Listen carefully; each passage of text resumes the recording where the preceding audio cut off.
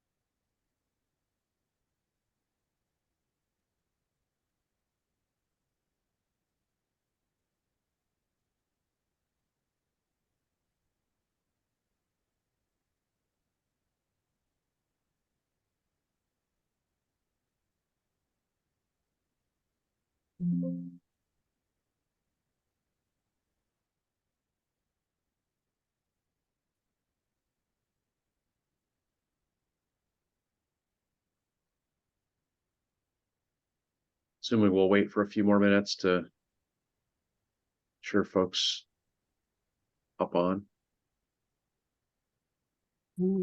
Yes, I say we can get started at 9:04. Cameron, just give me the thumbs up when.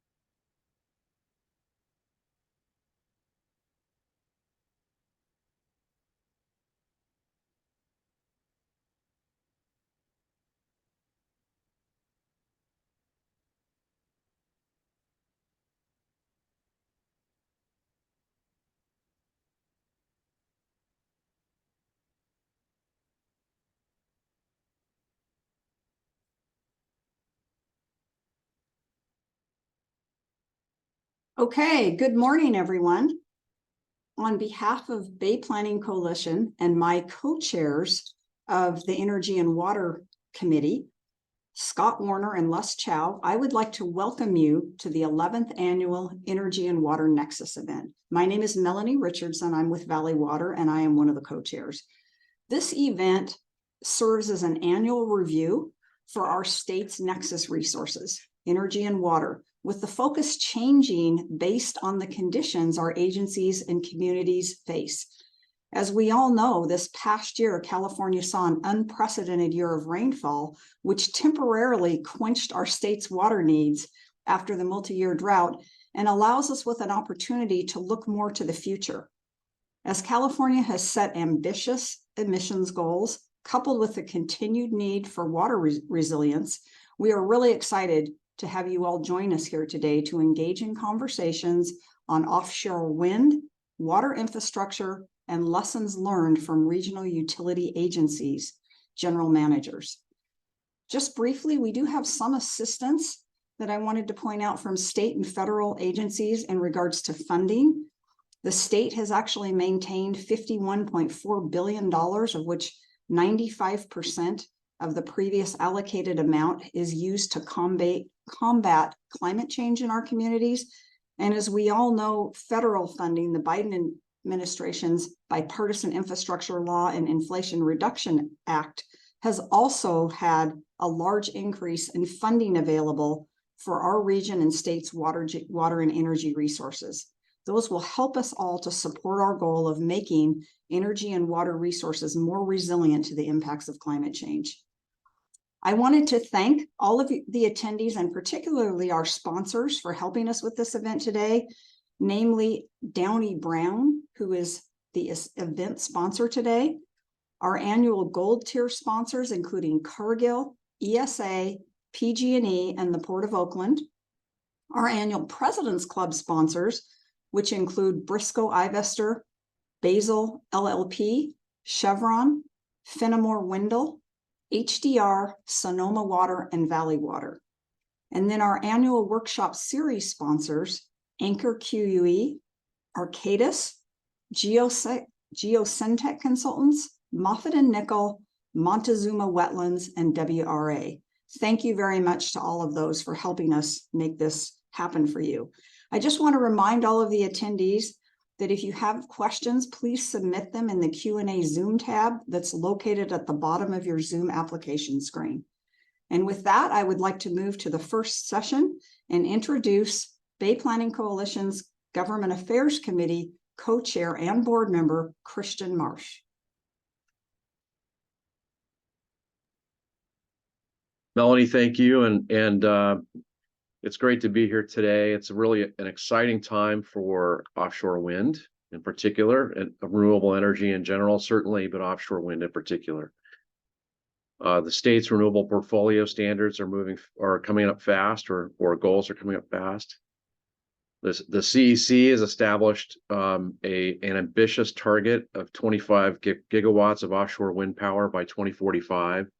This is particularly ambitious, as we all know, given the number of agencies and communities involved, as well as the sensitive ecological systems that are on our coast.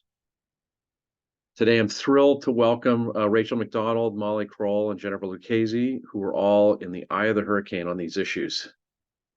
Near the end of the program, I will be opening this up to Q&A, and so I would encourage everyone, if you have questions, go ahead and feel free to use the chat feature, or the Q&A feature rather, anytime during the program. We're going to be picking up those questions, and we'll try to address as many of those as we can at the end. So just briefly, I'm going to introduce the panel, and then we're going to have some PowerPoint presentations from each of those, and then moderated discussion. So first, Rachel McDonald is a program specialist in the Siting, Transmission, and Environmental Protection Division of the CEC, California Energy Commission, which is the state's primary energy policy and planning agency with assigned responsibility for the strategic plan and permitting roadmap for offshore wind. With over two decades of experience at the CEC, Rachel has been instrumental in advancing numerous programs and projects, including distribution, interconnection, and energy storage, all that will have some relation to offshore wind and the power it produces. And she's now serving as part of the CEC team focused on furthering the California climate initiatives and offshore wind in particular. Next, we have Molly Kroll, who is the Pacific Offshore Wind Director at American Clean Power, which is an association representing utility-scale solar, wind, storage, transmission, and green hydrogen companies, all of which are active in California, of course. In this role, she leads ACP California's offshore policies and regulatory advocacy, but she came with a really deep experience in the industry, first with CEA Consulting, and then Avangrid Renewables, one of the largest onshore renewables operators in the U.S., where she's worked for over a decade on advocating and advising on climate, air quality, conservation, and clean energy. And last, our cleanup hitter, Jennifer Lucchese, is the executive officer of the California State Lands Commission. I know the Bay Planning Coalition members know her very well. The commission, of course, is the state's premier land management agency, managing over 4 million acres of tide and submerged lands and lands underlying inland navigable waters, including our ports, waterfronts, and coastal waters. She's worked for the commission for 24 years, serving the commission first as a land agent then as a line attorney, then as its chief counsel before being appointed as executive officer over a decade ago. The commission in particular will be the state lead agency in the CEQA process for offshore wind and will have leasing and public trust responsibilities for those wind-related activities and infrastructure within California waters. So with that, I want to both welcome our guests, but also our panelists. So thank you very much. And I believe that Rachel is going first, but if that's if the panelists have a different order in mind, please let me know.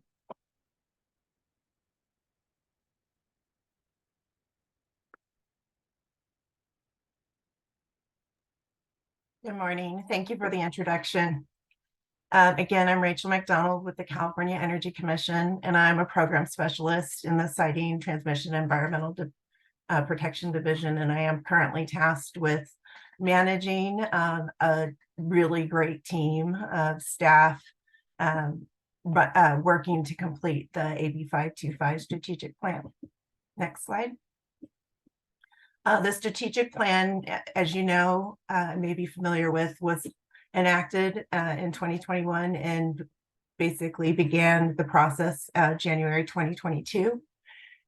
As part of the strategic plan, there's 4 deliverables, the strategic plan being the comprehensive final deliverable, but there were 3 interim products shown here and available on our website that were part and inform the strategic plan. The first being, as mentioned, the goals report, which set aspirational goals of 2 to 5 gigawatts by 2030 and a total of 25 gigawatts by 2045.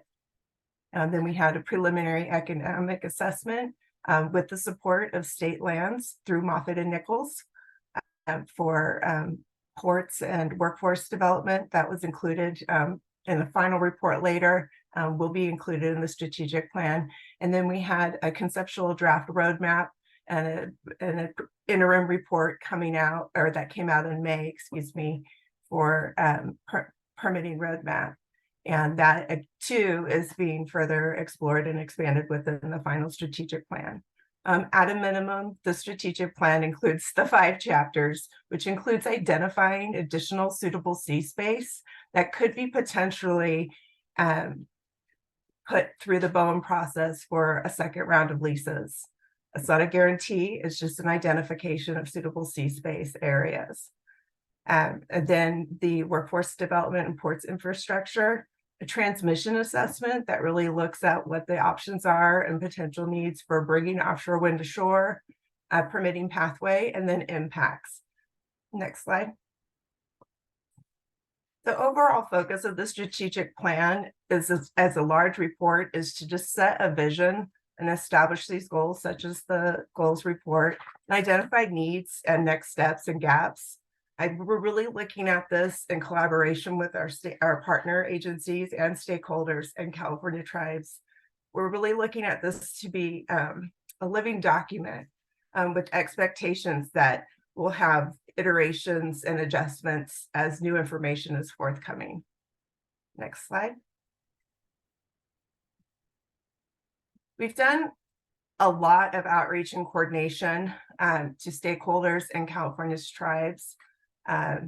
In part, we've met and done a lot of in-person meetings with fisheries, with tribes, with environmental groups and ENGOs, ports and port-related manufacturing and assembly facilities, discussions, unions and labor, and the Department of Defense, as well as just general industry stakeholder discussions and incoming inquiries, comments, and interactions with members of the public that are just interested in offshore wind in general. We've had a lot of one-on-ones, we've had group meetings, we've had webinars, we've had in-persons, and quite a few workshops. Next step, thank you. This just identifies the extensive amount of coordination. Coordination being different than in consultation with. We are closely really working to coordinate with these agencies as required by statute. It's a large amount of agencies, and everybody has brought unique contributions and perspective to the table. Next slide. I included this slide just because of the interest in permitting roadmap. I think this is a good identification of the various roles of the state agencies that are under California Natural Resources. The Energy Commission itself does not have a permitting authority at this time for offshore wind, but these agencies do. Ocean protection particularly doesn't have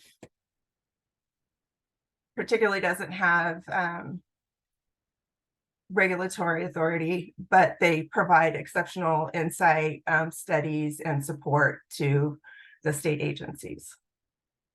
Next slide. The report timing, everybody's anxious for this report. We took more time than originally mandated. The report was due in June of this year, but it was very clear that we needed additional time due to the depth of work, the quantity of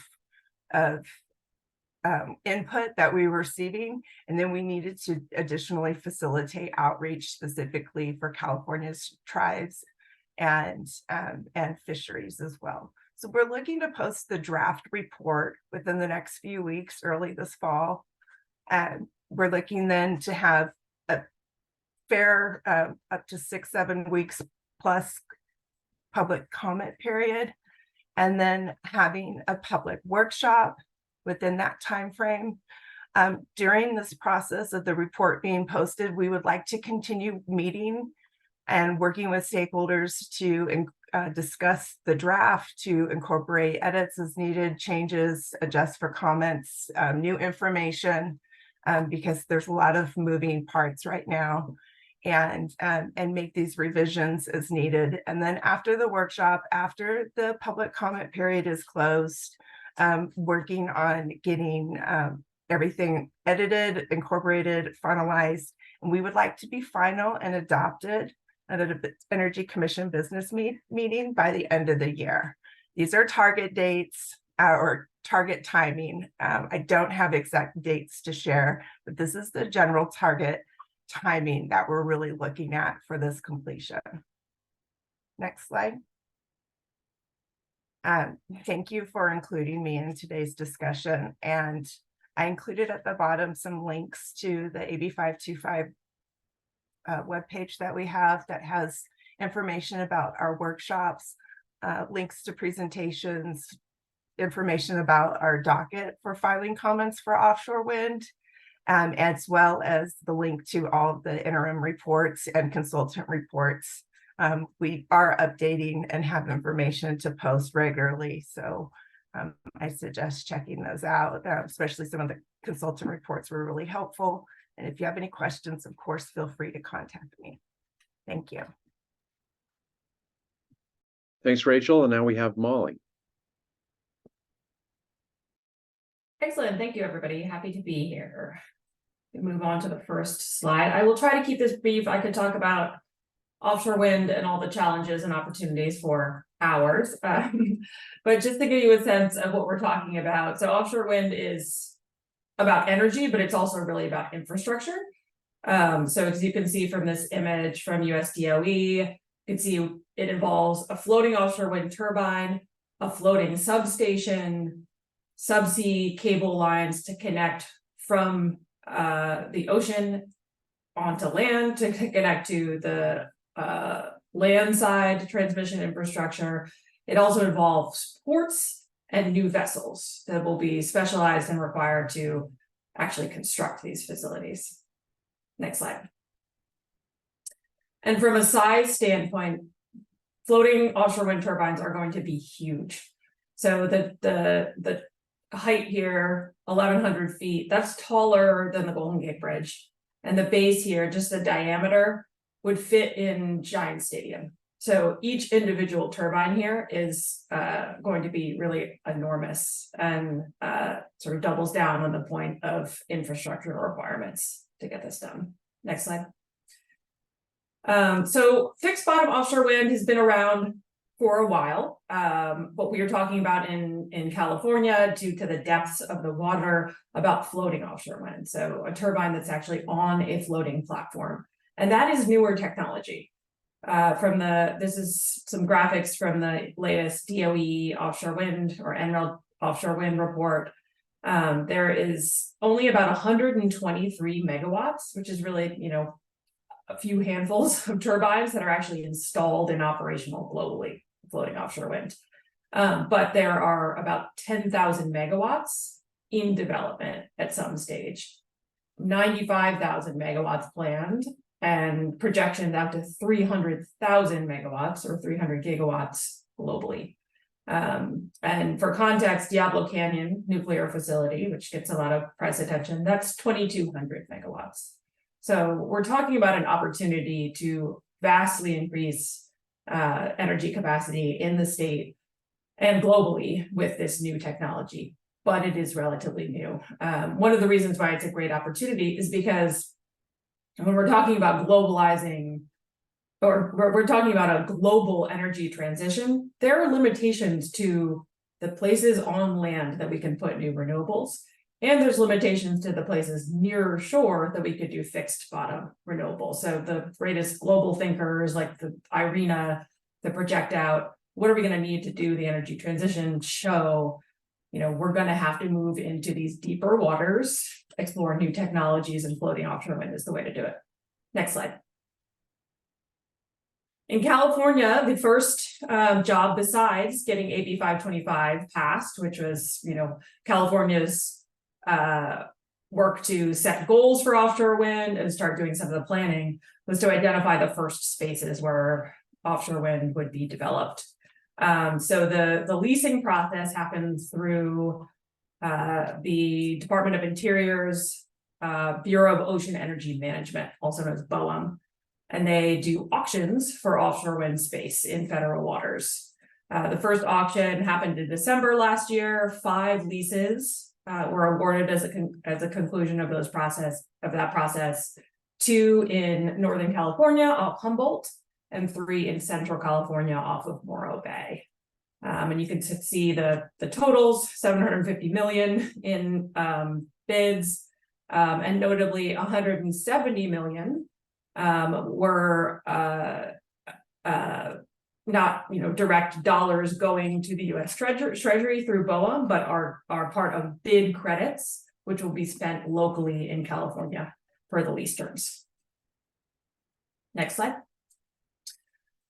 So, in talking about the sort of challenges and next steps in offshore wind, there are a few big topics we talk about frequently: ports, permitting, transmission, procurement, and people.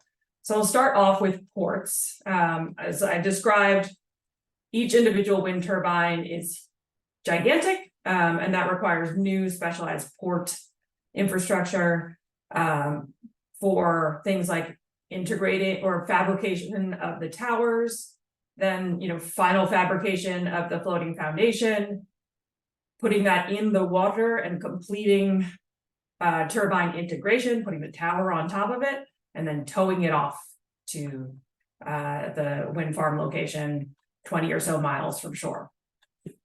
Next slide.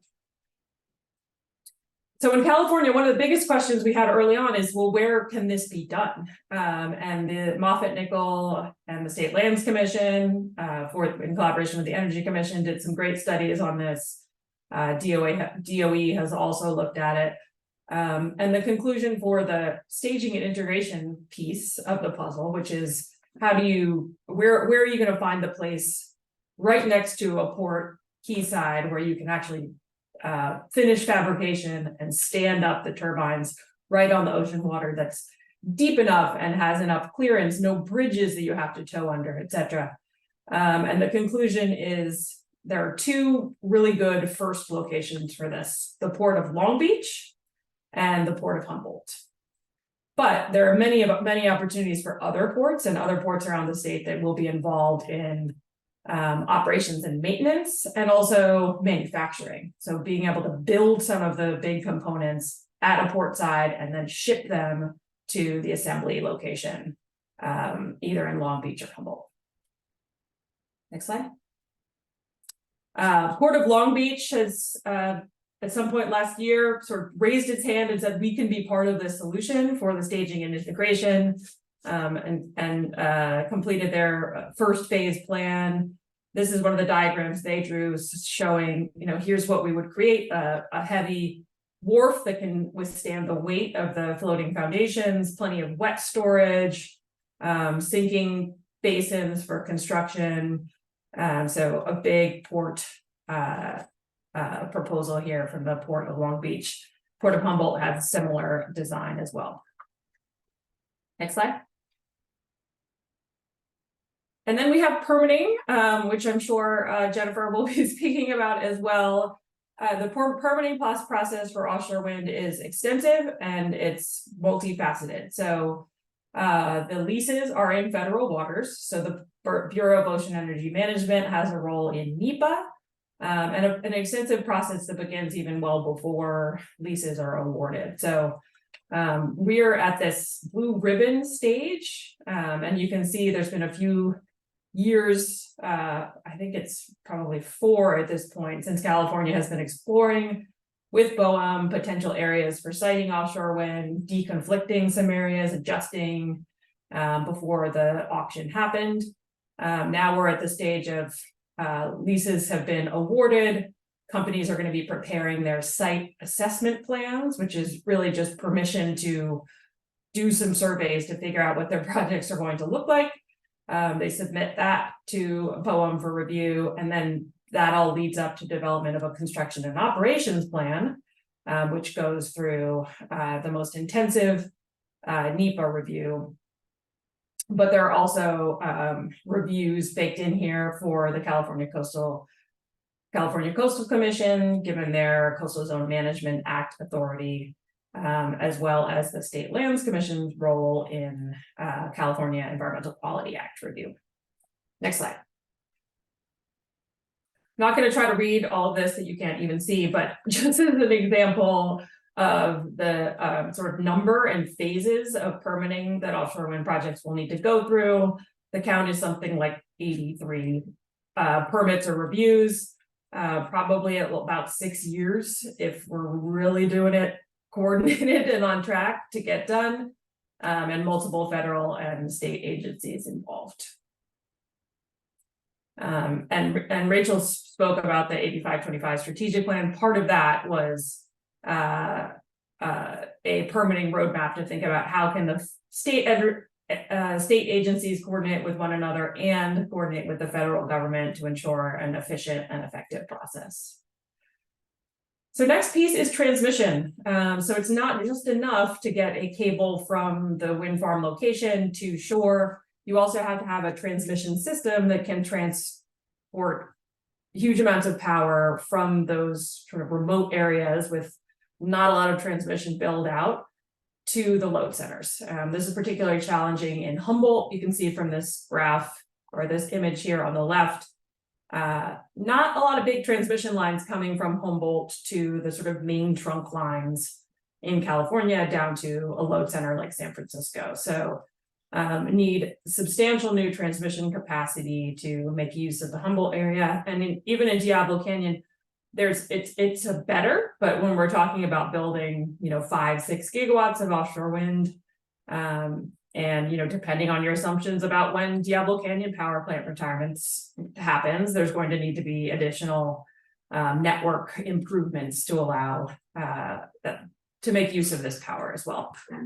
Transmission is part of a big process in California involving the PUC's integrated resource plan, the California ISO's transmission planning process, and then once lines are approved, obviously you have then the work of getting transmission lines approved, reviewed, or through environmental review, I should say, into construction, and then through the interconnection process. So a lot going on when you're talking about transmission. Next slide. And then procurement, what I mean by that is who buys the power and when. So these are, as I've described, very large scale projects, probably going to be at least 1,000 megawatts each, probably bigger. They take a long time to develop, given all the infrastructure I've described. There's, financial and development risk, new technology. Given all that, a developer can't do a lot of pre-development before they have a line of sight to revenue on the other side. So procurement is really important to driving progress on all of the other pieces. So we need to understand, who's going to be the procurer, what is the mechanism, how are you allocating costs, and who's in charge of reviewing bids. We can see from the East Coast, it has been very important to the progress for fixed bottom offshore wind over there to have a steady stream of procurement opportunities. Next slide. Very happy to report that we made huge progress on this. Actually, just last night at 9 p.m., the Assembly floor, well, actually in the Senate only a few hours before, voted to pass AB 1373, which allows for central procurement of diverse resources, diverse and sort of hard to procure, large scale, long lead time resources like offshore wind through a state entity. So this is hugely important for offshore wind and a big success just as of last night. Next slide. Yeah, and then of course there's people. So offshore wind really presents an opportunity to do renewables at large scale and infrastructure in a way that is inclusive and equitable, that requires a lot of stakeholder engagement and involvement and consideration. Paramount to that are the fishing industry. So figuring out how to mitigate or compensate for impacts to the fishing industry, getting tribes involved and benefiting directly from projects, considering the onshore infrastructure and, supporting infrastructure, things like housing for people to come and work on these projects.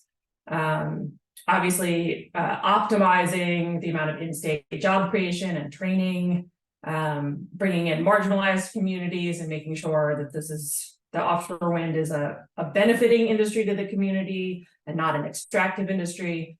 And then, thinking just more broadly about the state and where we're developing renewable projects, who benefits, who is taking advantage of the energy itself, and how resources are sort of developed in an equitable way across the state of California.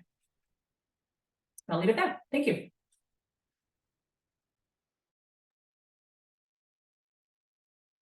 And Jennifer.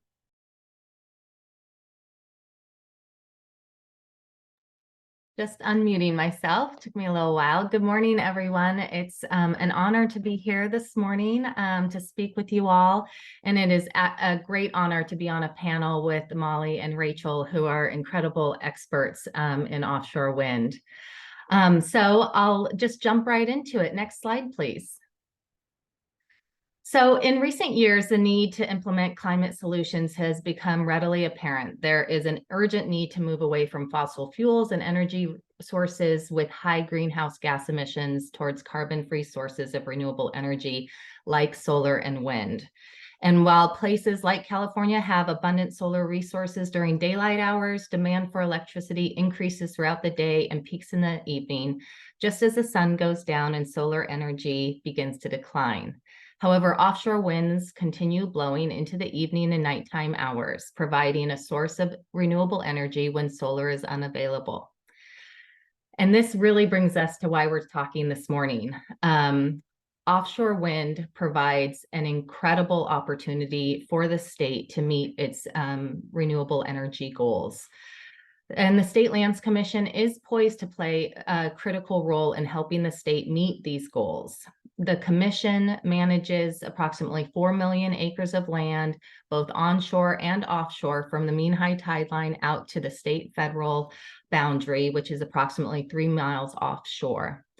We manage approximately 4,000 leases throughout the state, ranging from individual piers that you might see on the California side of Lake Tahoe to the offshore oil and gas platforms in California waters and marine oil terminals, hotels, marinas, restaurants, you name it. And so our leasing portfolio is quite large. As it relates to renewable energy, we have had over 50 years of managing lands and resources for renewable energy projects, particularly with geothermal. We manage the geysers up in Sonoma County, and then also manage geothermal operations down near the Salton Sea. We also have leases for solar and onshore wind as well.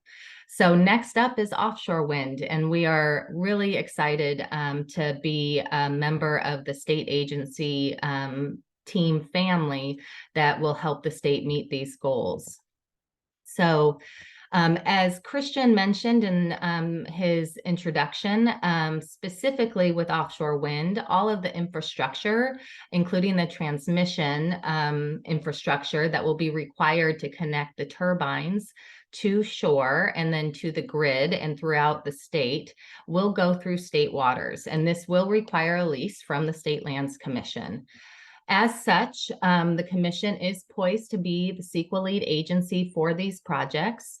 And we have a long history of being the CEQA lead agency for offshore energy projects, particularly with oil and gas production and transportation projects, nuclear power plant decommissioning projects, and others. In addition to that, we have a lot of experience in terms of pipelines, water pipelines, oil and gas pipelines, and fiber optic cables coming through state waters that provide a lot of experience and expertise in-house that can be transferred to projects involving offshore wind.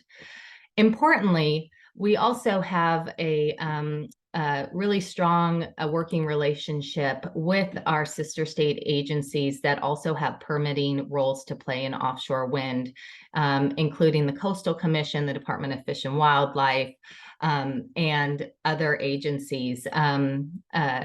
So in those situations, we work very closely from the inception of planning and project development to include those permitting agencies in our CEQA work in order to ensure as streamlined and certainty of process effort as we can to help move these projects through the entitlement process.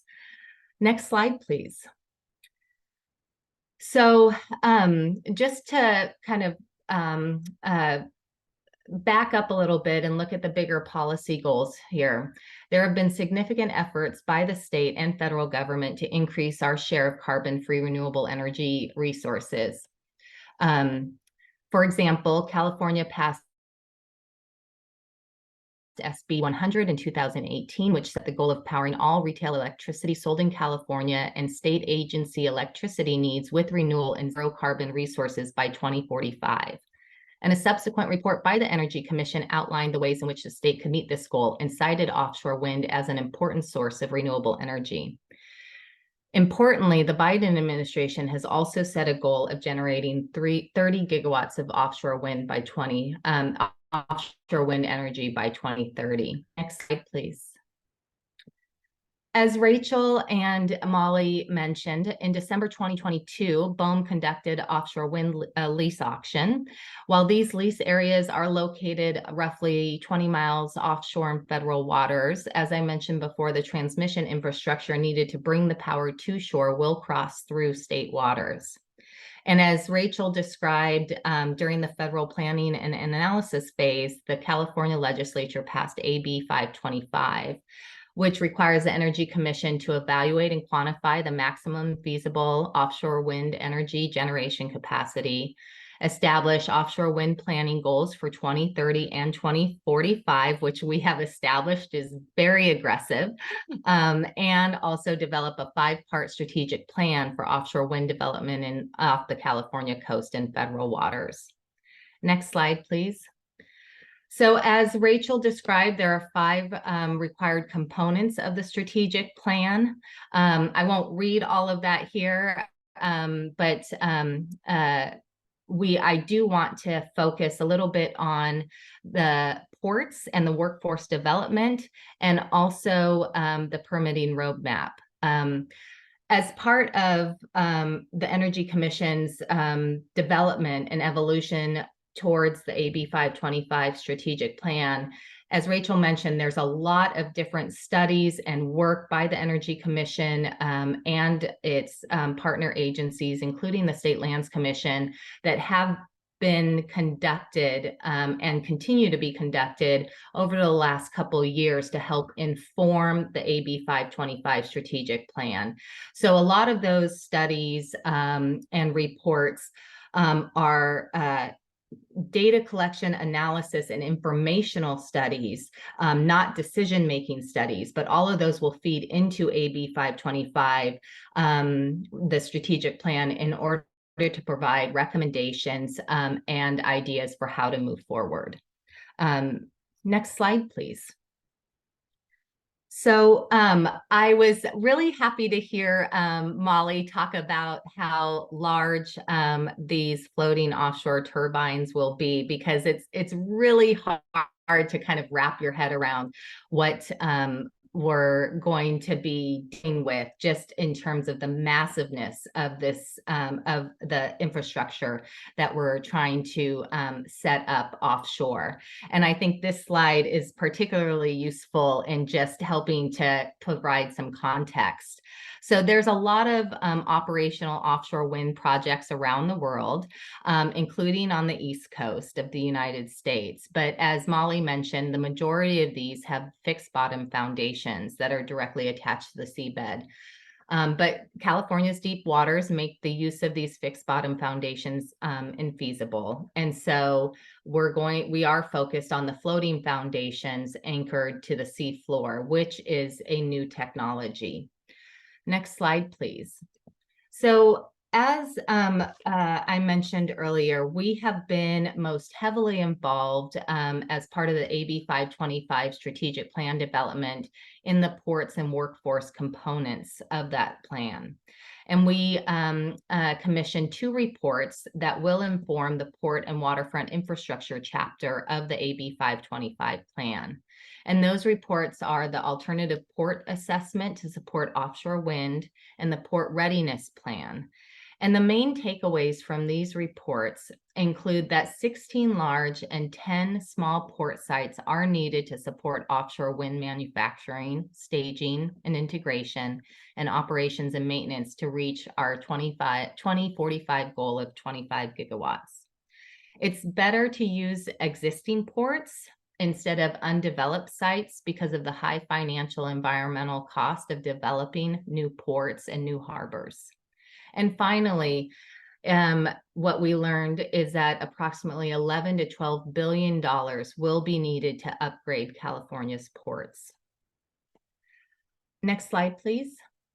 And just to summarize again what Molly had detailed in her presentation, is that there's 3 general types of port facilities or to support offshore wind that we will need. First is staging and integration, and that's the site to receive, stage, and assemble components on a floating platform. And so the primary ports that we have identified include Humboldt and Long Beach, which Molly mentioned are already starting their planning processes. In fact, I was just down at the Port of Long Beach last week touring the site that they have identified as their Pier Wind new terminal, which will be a new terminal, and they hope to start the environmental process for that later this year or early next year. And of course, the Port of Los Angeles. And then manufacturing sites, and we identified, various ports and harbor districts that could support those that are listed on the slide. And then operations and maintenance facilities. And again, we've identified various harbor districts up and down the north, central, and south coast that could be opportunities to support those types of facilities to support offshore wind. Next slide, please. The Commission also published the Workforce Development Readiness Plan, which examines the current state of California's workforce. the workforce needed to support offshore wind planning goals, and how we can close the gap between the two. And the major findings from this report include identifying a primary state agency for the economic development of California's offshore wind industry, aligning the workforce investments with regional port strategies, as well as the strengths and needs of each region, developing training programs and curriculum to workforce demands, engaging early with unions, trade organizations, universities, including our community colleges and technical schools. And then, of course, investing in research and innovation for manufacturing, assembly, staging, and port logistics. Next slide, please. While the majority of our state agency partners' efforts and our staff has been on projects in federal waters, there is one project that is proposed exclusively in state waters, and that's known as the Cademo project.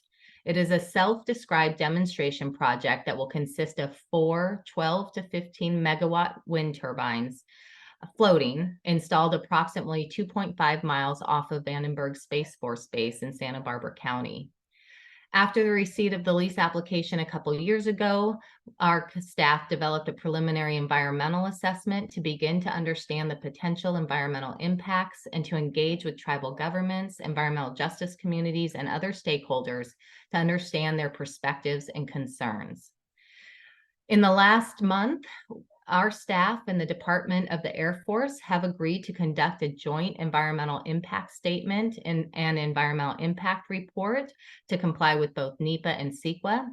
And we're working diligently to proceed with the scoping for this environmental document this fall and into early next year. Next slide, please. So I'd like to highlight just some of the key next steps that are likely to occur in the next 18 to 24 months. First, the entire state agency family is working closely with the Energy Commission on the first draft of the AB 525 strategic plan. The Energy Commission staff expects to release a public draft within the next month or so, followed by a public workshop. And then hopefully, as Rachel mentioned, that plan could be adopted by the Energy Commission by the end of the year. Second, federal lessees are beginning to develop plans for surveying their lease areas and surrounding waters. And the State Lands Commission is anticipated to be receiving applications for geophysical survey permits during this phase. BOEM has also indicated that they plan to prepare a programmatic environmental impact statement and have begun to coordinate with commission staff and other state agencies towards this effort. BOEM plans to evaluate the potential impacts of offshore wind deployment in all 5 lease areas through one document. And we are also, the state agencies, including the commission, are looking at the opportunities to join BOEM on that programmatic effort. And then finally, some ports, including the Port of Long Beach and Humboldt, as mentioned earlier, are planning upgrades to accommodate this new industry. It's anticipated that most, if not all, ports pursuing infrastructure upgrades are located on lands the legislature granted to the local governments and under the oversight of the State Lands Commission. And in this scenario, the commission will likely serve in that oversight role to help support ports in their upgrade projects. So offshore wind, the offshore wind effort will require considerable staff resources and coordination with state and federal agencies and developers, and of course, outreach and engagement with stakeholders. And at all levels of project planning and review, we will be working towards a very quick and timely action with certainty of process to support California's 2030 and 2045 targets. Next slide, please. So in conclusion, I wanted to just mention my own personal perspective on all this of what an exciting time this is to be working in this area, in this energy transition, particularly offshore. As I mentioned earlier, the State Lands Commission also manages the state's offshore oil and gas production and transportation leases. And we are in the process of decommissioning some of those oil and gas facilities, similar to BOEM, who is working on the environmental review for decommissioning about 8 federal platforms in Santa Barbara Channel. Plus, when you look at our nuclear power plants, the decommissioning currently going on with the San Onofre power plant, nuclear power plant, and then potentially Diablo Canyon, we are looking at a huge energy infrastructure transition. And I think the state is really poised to really be successful in uplifting and standing up offshore wind in the offshore wind industry, especially with an eye and a foundation towards equity. And I was really pleased to hear Molly talk about offshore wind as being really infrastructure planning. And there is a long history of government not including communities of color and marginalized communities and tribal communities in the infrastructure planning, which has led to disparities in the distribution of benefits and burdens. And that is something that the state, through all of our state agencies, are really taking to heart and making a key part in our infrastructure planning to support the offshore wind industry. So with that, thank you, and I'll turn it back to Christian. Well, thank you, Jennifer. This has really been a great presentation from all 3 of you. Really appreciate it. So we're now moving into a little bit of moderated Q&A, and then we'll open it up to Q&A from the audience. So again, please use the question and answer feature if you want to ask questions. I know this is a group of shrinking violets, so I want to get you off the bench on those issues. I know you've got burning questions. But in the meantime, I wanted to ask actually, Rachel, and speaking of infrastructure, I mean, the agencies that are involved in energy and regulating energy and coordinating that energy, CAISO, CPUC, CEC, I'm wondering if you would just talk a little bit more about kind of what those agencies do, how their role will be incorporated in offshore wind, and then also the challenges that are facing transmission, grid integration, and local benefits. I know that's a lot to cover, but if there are some pieces that you could kind of pull out in terms of looking at this from the energy regulatory standpoint, where we know that there are challenges in getting this power to those that need it. Okay, I'll do my best. You might have to remind me when I miss some parts.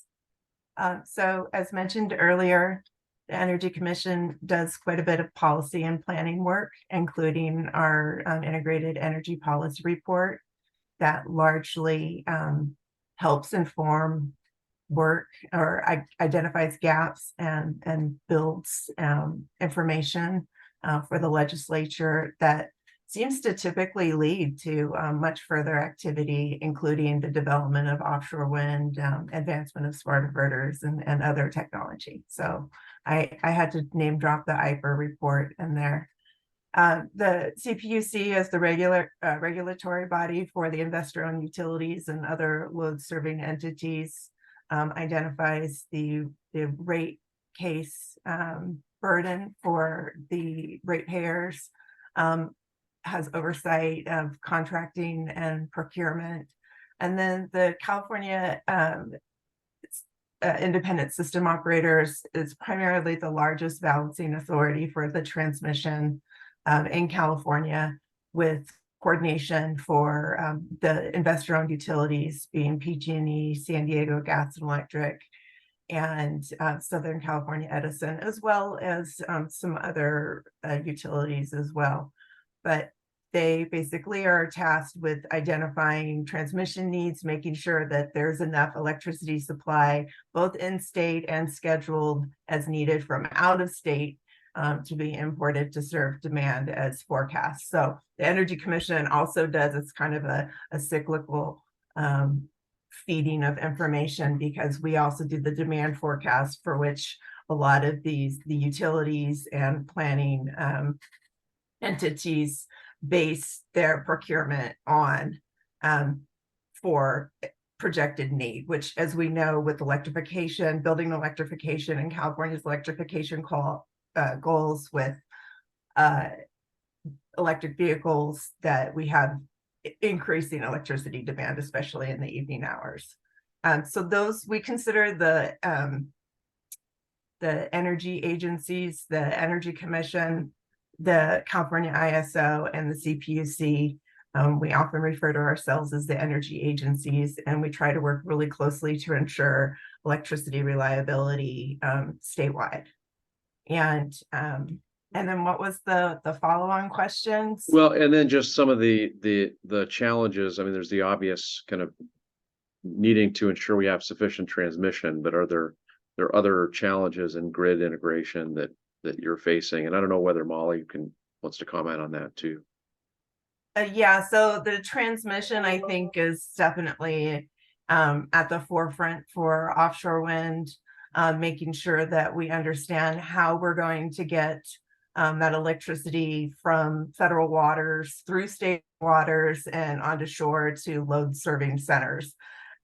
So each region, particularly at this specific time for the Central Coast and the North Coast, they have very different issues, and with the Central Coast primarily being PG&E and California ISO, although in the Northern Coast there does include some transmission association with Oregon transmission lines through Pacific Core. So there are still a lot of studies needed.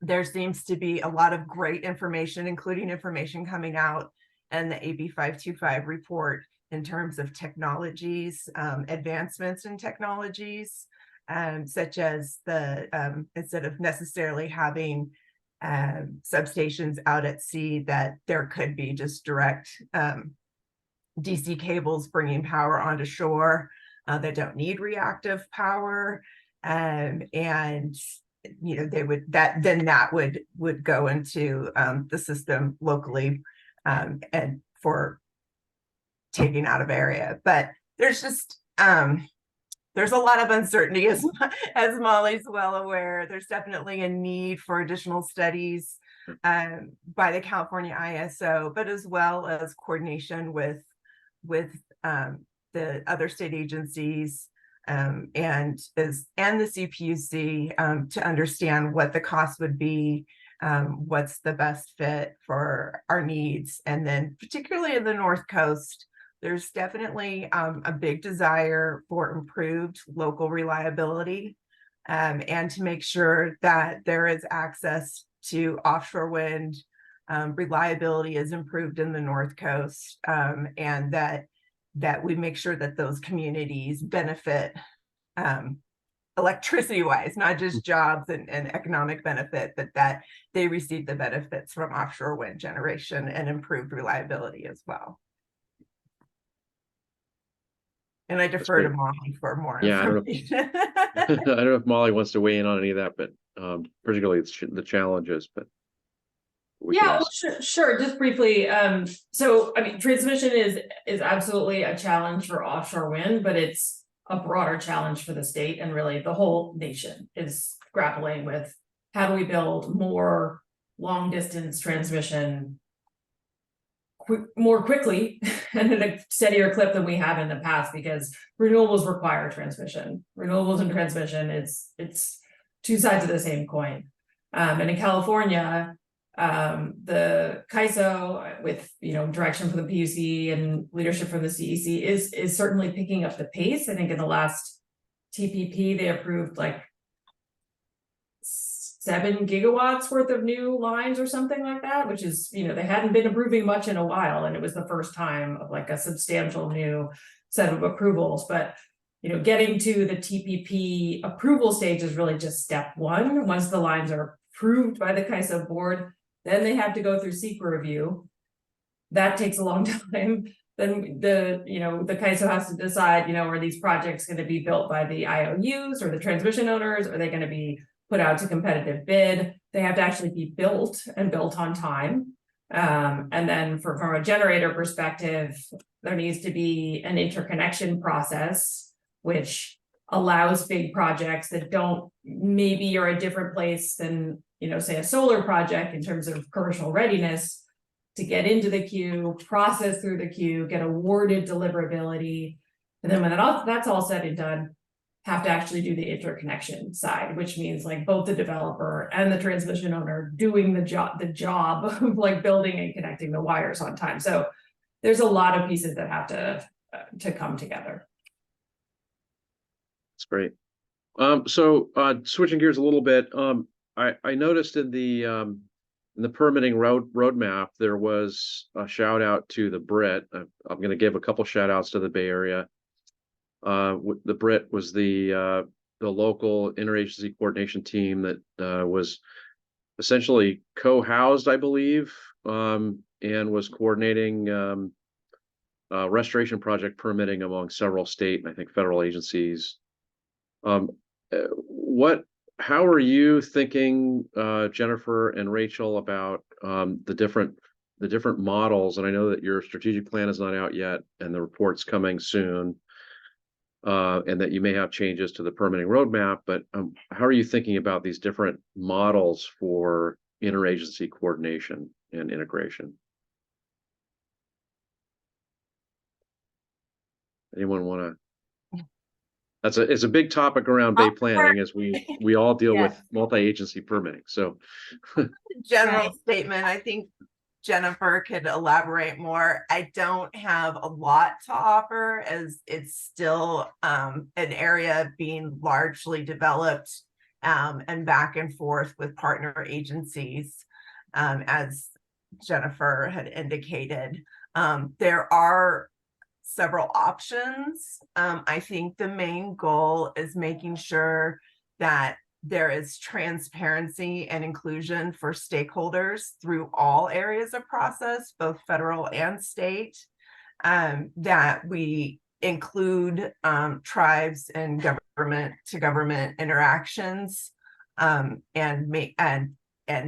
have that clearly communicated through all phases of permitting and process, for developers, state agencies, and the end users, or the customers as well, and interested parties and tribes.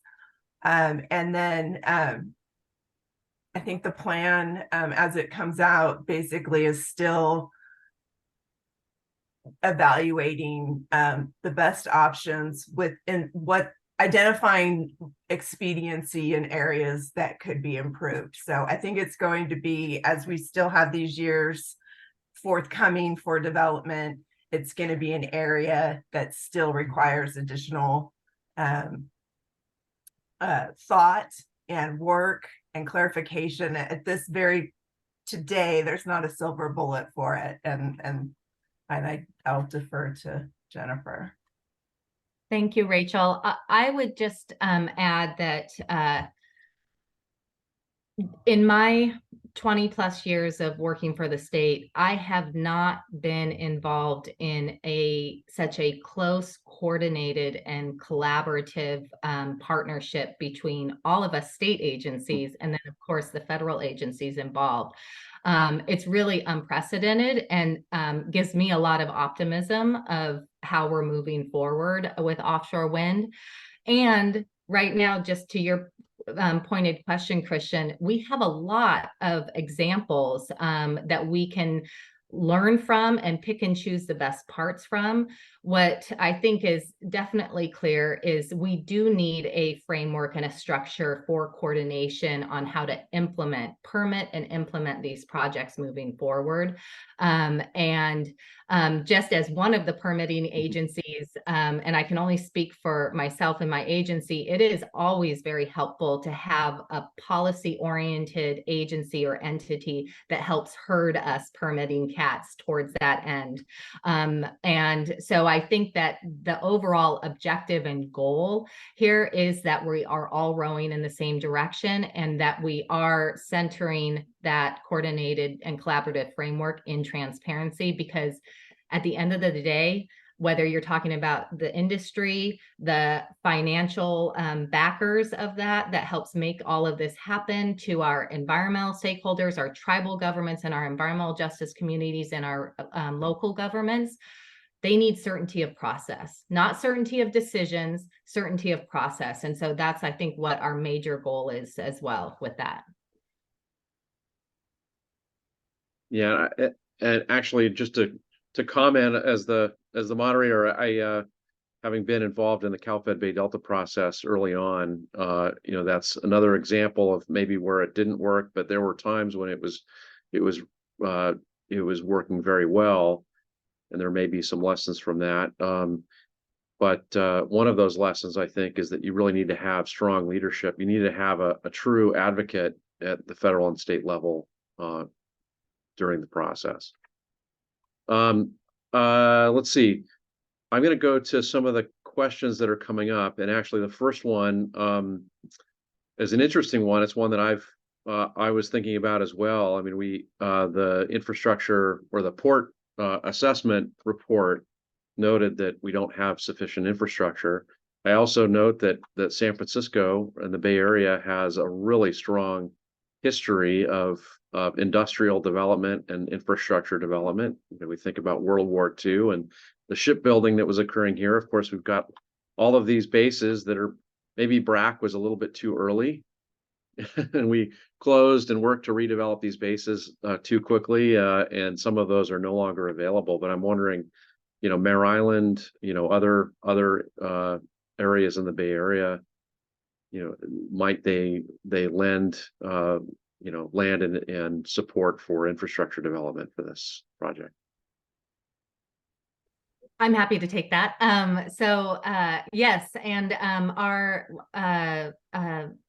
ports report looked in particular at the ports and harbors districts in the Bay Area. And in fact, the Port of San Francisco is working with Cademo and others to see what kind of opportunities exist in the southern end of the San Francisco waterfront.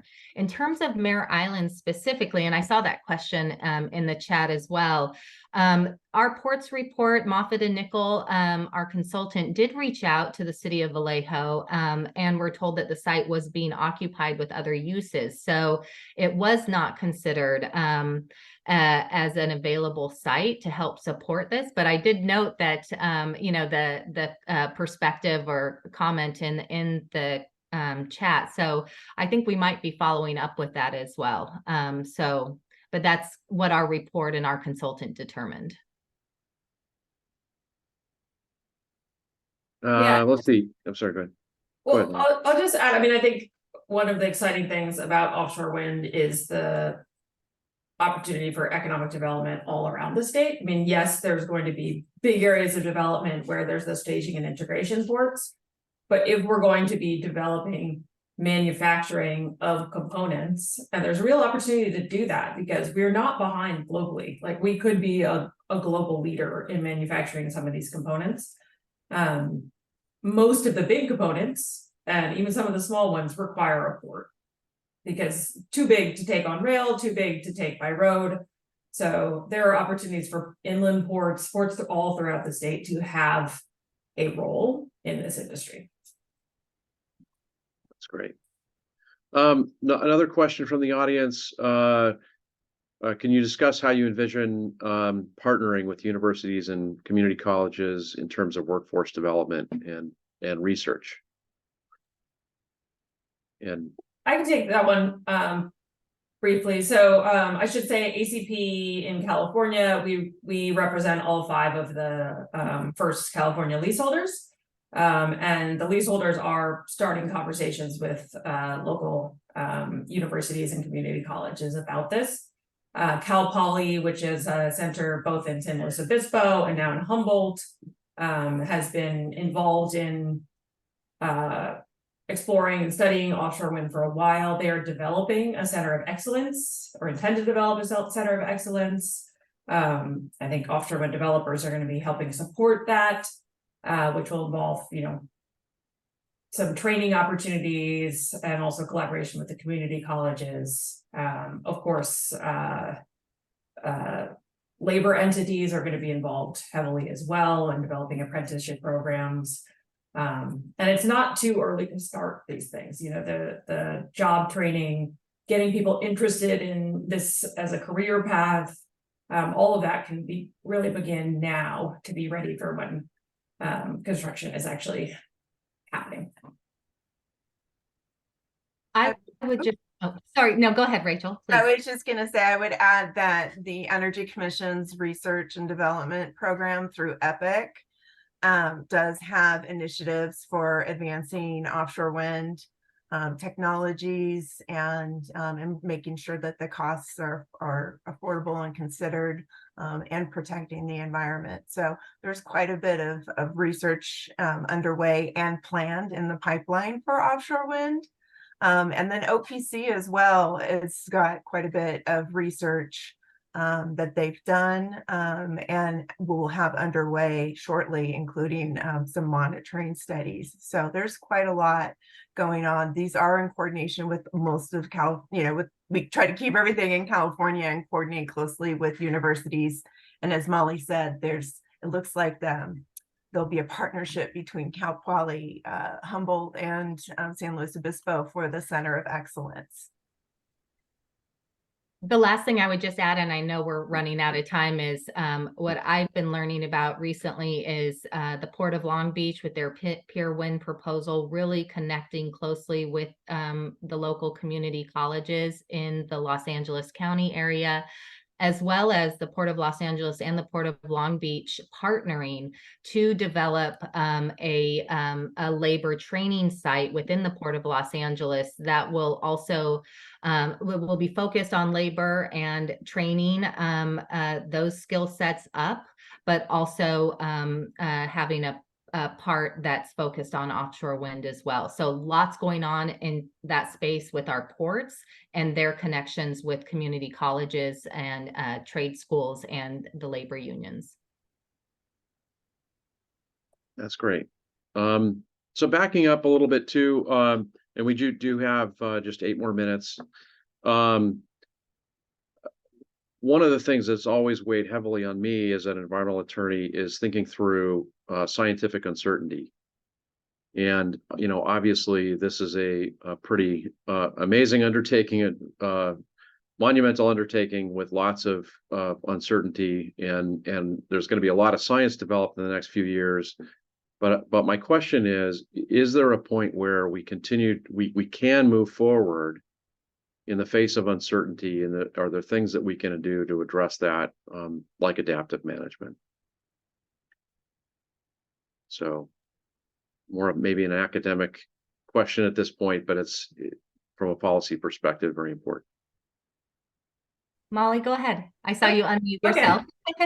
Yeah, sure. I mean, the answer is absolutely yes. Yes. I mean, one of the, I think, challenges with offshore wind development is we're talking about developing in an area of the ocean that we don't know a ton about. Like, we know it's important. We know there's a lot of sea life, but like, we haven't spent a lot of time studying that area of the ocean. So, through development of offshore wind, which should, everything has impacts, but should be pretty minimally impactful in terms of what you're putting down in the ocean. We're talking about floating on the top of the water and some anchors on the seafloor and some cables, all spread out, at least a mile apart. So the total footprint, even though you're talking about a fair amount of sea space, is not huge.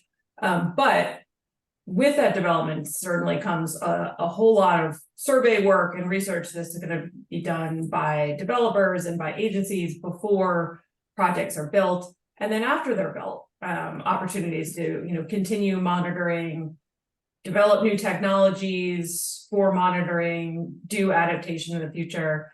One of the examples that I've heard Audubon talk about is for fixed bottom offshore wind. They've developed some technologies to be able to assess from the air the type of birds that are coming near turbines. So fixed bottom tends to be closer to shore. There are usually more bird species around fixed bottom, but the turbine infrastructure is the same. Like a surface level up, it's the same components. But this technology would allow for like basically reading from the air what type of bird species are coming near turbines, because you can't do the typical land-based wind of finding a carcass and figuring out what bird that was, right? So that kind of technology could be adopted on floating, and not only help figure out, okay, what are the real impacts from these facilities, but also like what birds actually come out this far. Like we never knew that before because we haven't had facilities in the ocean to be able to test that. So, I think there is uncertainty that comes with offshore wind, because floating offshore wind, because it's new and because of where it's being built. But based on what we know, I think there is a fair amount of confidence that it's going to be probably one of the most responsible and least impactful forms of energy development that we could provide for the state. I would just add that a couple of things. One is the great news is there's a lot of studies, a lot of data collection, a lot of analysis that is happening, has been happening, and will continue to happen, funded by both the state and the federal government, and then also funded by the developers as well. And so there's a lot of information that's coming in. In addition to that, when we look at the East Coast, or, we look at Denmark and Scotland, who have been in this space for much longer than California has been, there's a lot that we can learn from that. The uncertainty is California's offshore areas is the most unique in the world. And so that's what we're up against. But I can tell you that at least from the resource agencies, the permitting agencies, adaptive management is the key. And I think you saw that in the Coastal Commission's consistency determination for the offshore leases, and when BOEM offered those up. And that's the thing that we're really going to be relying on, because we know that we will never be able to study this enough to have certainty. And I think that that's a really important foundation that our permitting agencies, our resource agencies have already come to terms with. And that helps allow us to move forward in the face of that uncertainty, because we have a plan through adaptive management. So that is the key. That's, I think, the key phrase. Well, that's a great place to end on. I did want to pose a quick question that's a little bit self-serving for the coalition. We are a coalition of advocates, and it's quite diverse. What can we do? What more can we do to help support offshore wind? Well, I think being involved in the public process is important. I certainly have had a lot of just one-on-one discussions, and resulting from following up on public comments or just getting inquiries and setting up meetings. So I would welcome that. I mean, I put my contact information there, and I genuinely welcome it, and including how to help improve knowledge of participation through our processes, inclusion in workshops, development of working groups potentially for port readiness, for the programs that Energy Commission will be developing to support port development. So I think there's a lot of opportunity, and as state agencies we, especially in the offshore Mm. wind agency groups, that we're really trying to make ourselves available and accessible to members of the public, to stakeholders, to interested parties, to make sure that they're aware of how they can participate and be involved. We welcome it. So I would completely agree with everything that Rachel just said. The best way to be helpful is to be engaged and help educate us and offer both criticisms and solutions and recommendations on how we can do better. We, I think, want to be held accountable. This is way too important for us to screw up. So, we want to be as available as possible to everybody that's interested in this. Yeah, Right, well, yeah. Go ahead. I agree, and I don't come from a state agency, but as representative of developers, we want community members engaged. If you have questions, think that your organization can be involved or helpful in some way, please reach out to me. I can connect you with the developers. But also, just keeping up the enthusiasm and optimism and excitement about this resource. This is going to be a long haul, like 10 years or more, that we're going to be in this moving from planning into implementation. And it's a long time to keep up excitement and enthusiasm. But we need it. We need long-term political leadership. We need the citizens of California and groups working on clean energy and what they want to see from the state to stay engaged on this issue. So, staying excited, expressing to your legislators and your local policymakers that this is something you care about is always helpful. Great. Well, Jennifer, Molly, Rachel, thank you so much. This was really informative, and we really appreciated your time here with the Bay Planning Coalition. So thank you. I'm ready to turn it back to Melanie. Okay, don't leave, ladies.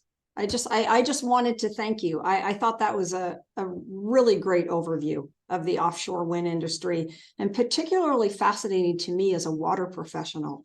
It's interesting to me that it faces your offshore wind faces many of the same challenges that we've had with new water resources, such as purified water. The same challenges like regulatory and permitting, funding challenges, infrastructure, stakeholder engagement, the time period. You talk about 10 years. We've gone through that same process, and so I completely sympathize. But it does seem like you guys are making really good strides towards meeting these challenges through collaboration. So congratulations to you. I, for one, will stay engaged, and I look forward to following your progress. So thank you.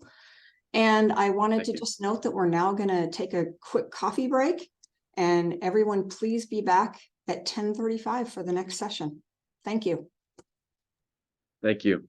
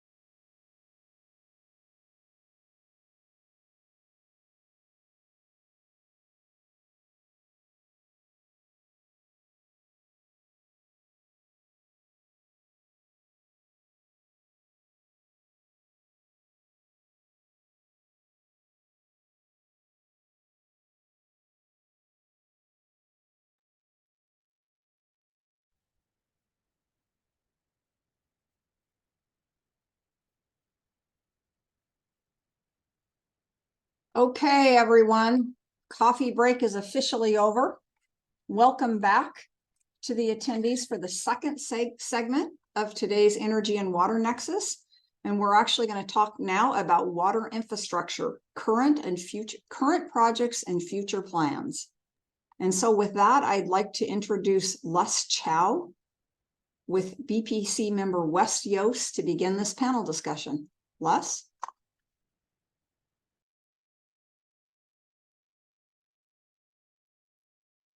Les, you're muted.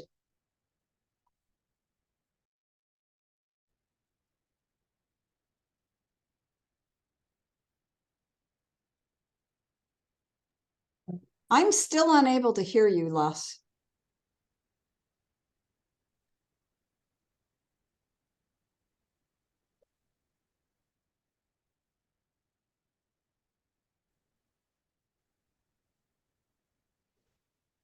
I can't hear you.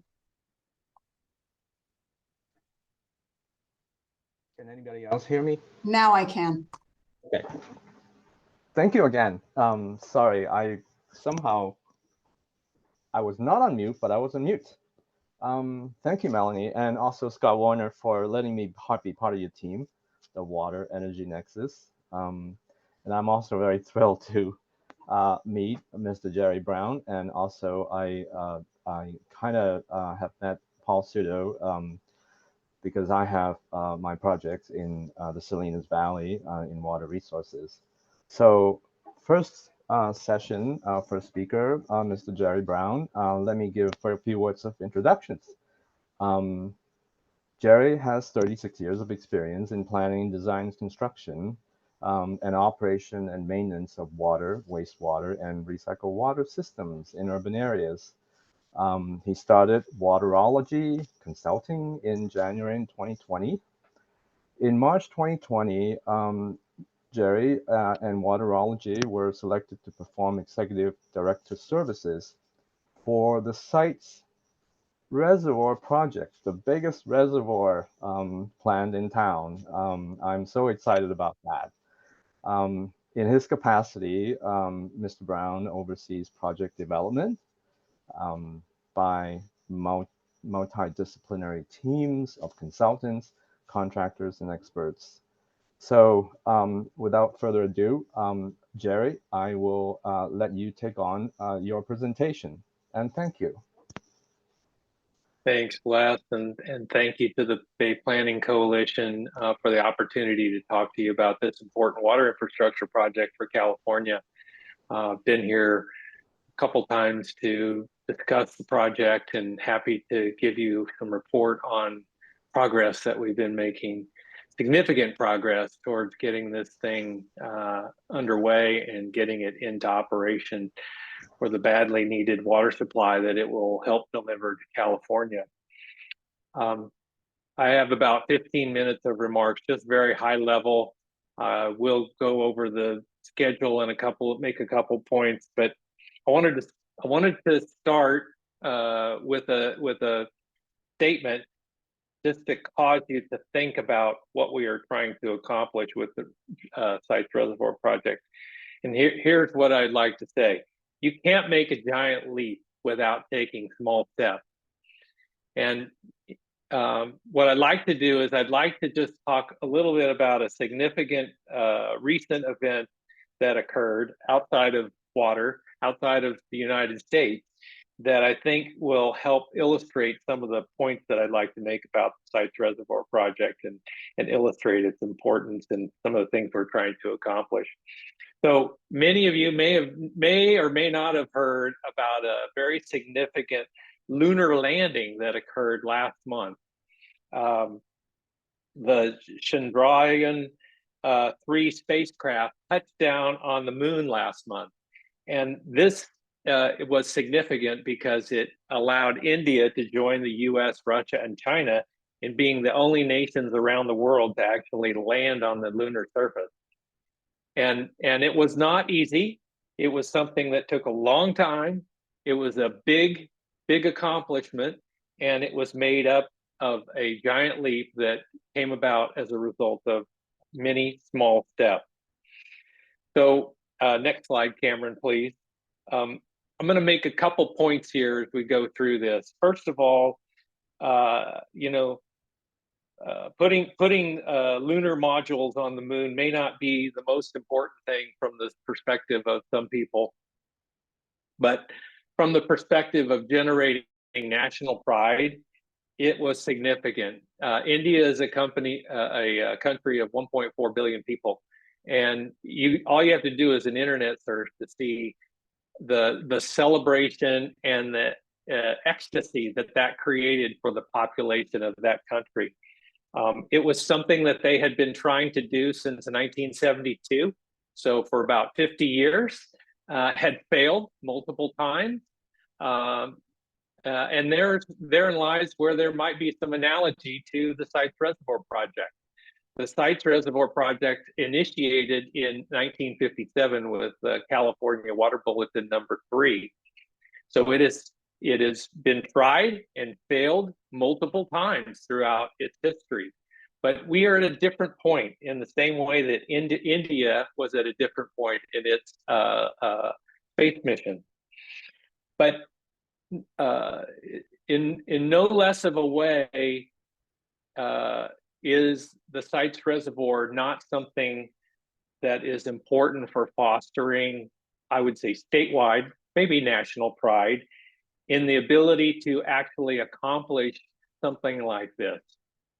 Now, what I've got listed here is the major reservoirs across the state of California, and it gives you a sense of where Sites Reservoir, 1.5 million acre feet, would land in relation to all of our significant water storage spaces across the state. And the two that are highlighted here are very important, because all those other ones are not what Sites Reservoir is. All those other ones are dams on rivers. And Sites Reservoir is very different and more akin to what we have with the San Luis Reservoir, which is an off-stream reservoir that is placed in a location and in a manner that allows us to draw water off of major waterways in a safe, protective way for species, and to store that water for use in the drier years. That's exactly what the Sites Reservoir is all about. So my point here is maybe something to think about is that it's no less of a challenge, but it's important for us to be able to say as a society that we can still do this. We can still accomplish something of this nature, of this size, of this scope, and that is of great importance to us, no matter what the precise size or what the statistic is as to where it stands relative to other reservoirs. Next slide. You don't hear this very often, but India's space mission was accomplished on a budget. It cost them about $70 million to get to the moon. That is a very insignificant amount when you think about Sites Reservoir being a $4 billion plus project. But they were able to take their financial restrictions and make them a competitive advantage, an organizational advantage. And in a lot of ways, the Sites Reservoir is challenged by that, because we have a broad array, a spectrum of participants in the project that have different price points for where they can be in this project. And what I'm showing here is a comparison of the Sites Reservoir project costs to other water supplies that this is a Pacific Institute table above, and then I added the Sites Reservoir project costs on the line below. But you can see that it is very competitive with almost all these other options for water supply. However, even at these competitive, affordable rates, it is still difficult for some of our participants, and in particular our local participants, which are in the Sac Valley and are so critical for the local support that's necessary to get this project built. But what we're trying to do here is we are trying to use affordability as an advantage, because in a lot of ways, everybody's got options for how they can approach generating water supply. And if you can make your supply a competitive advantage relative to others in terms of the cost, then that is something that can be accomplished. And it was only accomplished to this level by learning from past lessons, which is my last point that I wanted to make before I get to the schedule. Next slide, please. India was able to get to a place where they landed a lunar module on the moon because they learned from their failures. This was their number 3 attempt. The first 2 attempts were unsuccessful, but the third one was, and it was because they learned from their mistakes. They learned from what they were doing and they made adjustments. And I'm showing you here a list of the protestants that we received on our recent site water right application, which is in progress right now. And why I'm showing you this is because I would say that 6 years or 6 decades ago, when this project started, this list would have been a lot longer. And it was only because of our, what I would consider to be our failures, that we learned from and applied those lessons to improving the project and adjusting the project to accommodate stakeholders and other constituents, that we were able to get to a place where now we have 16 protestants that I would say have a diverse opinion about the project and have different issues generally with how water is managed across the state, and less necessarily issues with the project specifically, although there are some obviously that have specific issues. But generally, what we're seeing in these protests is just a more broad and all-encompassing kind of context for water management across the state, and less so about this specific project. So last slide I wanted to show you was our schedule. And this is where I wanted to kind of hit a few points of where we've come and where we're going.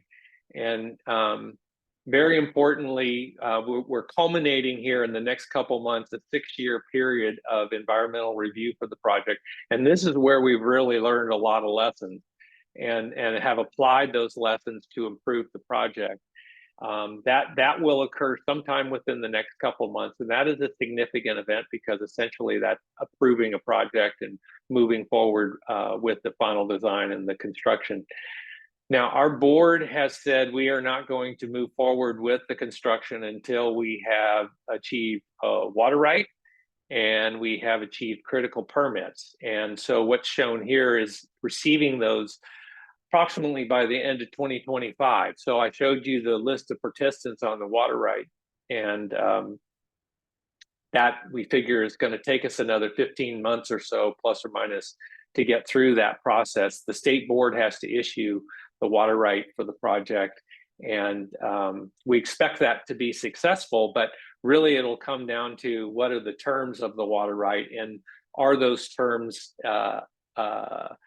of a nature that will allow participants to continue to invest in this project. Again, getting back to that affordability question. All of that will occur at the end of 24, beginning of 25, which is a point in time that I call the Big Bang moment, where we have 22 different water districts from across the state government and the federal government all coming together to commit to a go, no-go decision on the project, and committing, if they choose to go, to paying for the project. So assuming that all occurs, we would then go right into final design and have groundbreaking probably sometime in late 25, and then complete the project as late as 2033. We are currently working to reprioritize our activities and redirect our efforts to accelerate this schedule by as much as 2 years.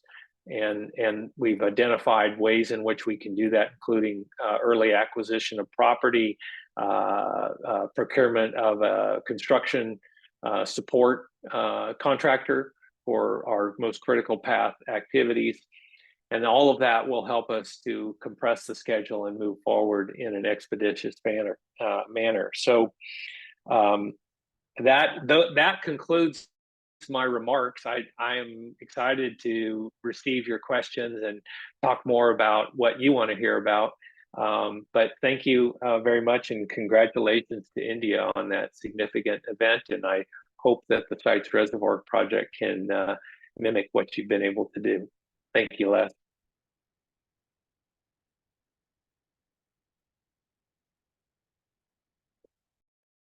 Les, you're muted.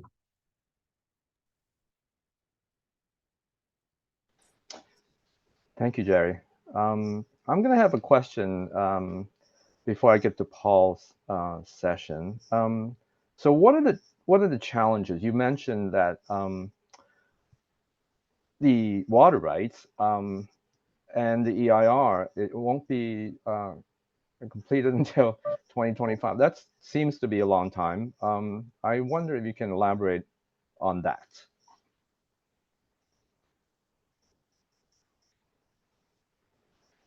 You're on mute, Jerry. Thank you. Yeah, big things take a long time. Yes. Giant leaps with small steps, those small steps take time. And these are processes that all of us have established for ourselves that we need to abide by. And we're not seeking any sort of avoidance or workaround. We are following the process. So it takes many, I mean, we're actually moving at breakneck speed on our water right, because it takes many applicants decades to get to the place where their application is complete. And we were able to achieve that in 12 months. So by some standards, we're moving rapidly. I would say we are, you might have seen that the governor passed some permit reform legislation a couple months ago, and we are seeking to receive his certification for the sites project as one of the projects that are eligible for those expediting. And while that really just gives you the ability to get through any CEQA lawsuits within 9 months, we're seeing that more as a significant measure by the governor to indicate his support. And once that occurs, this is my roundabout way to getting to your answer to your question. Once that occurs, then it is expected that the state agencies will act with efficiency and quickness to make their decisions and move forward. Thank you. You've answered my question. It's really about CEQA. As a hydrogeologist, CEQA has always been a weapon of choice on many planned projects. So I understand the long-term endeavor that you and your team has to go over. Thank you again, Jerry. Now, let me get to Paul Shudo. Hi, Paul. Let me give the audience a small introduction of you, and thank you for telling us about Monterey One Water. I actually know something about your facility already. So after coming to Monterey One Water, you were made general manager in 2015 and has been key to strengthening and maximizing the agency's commitment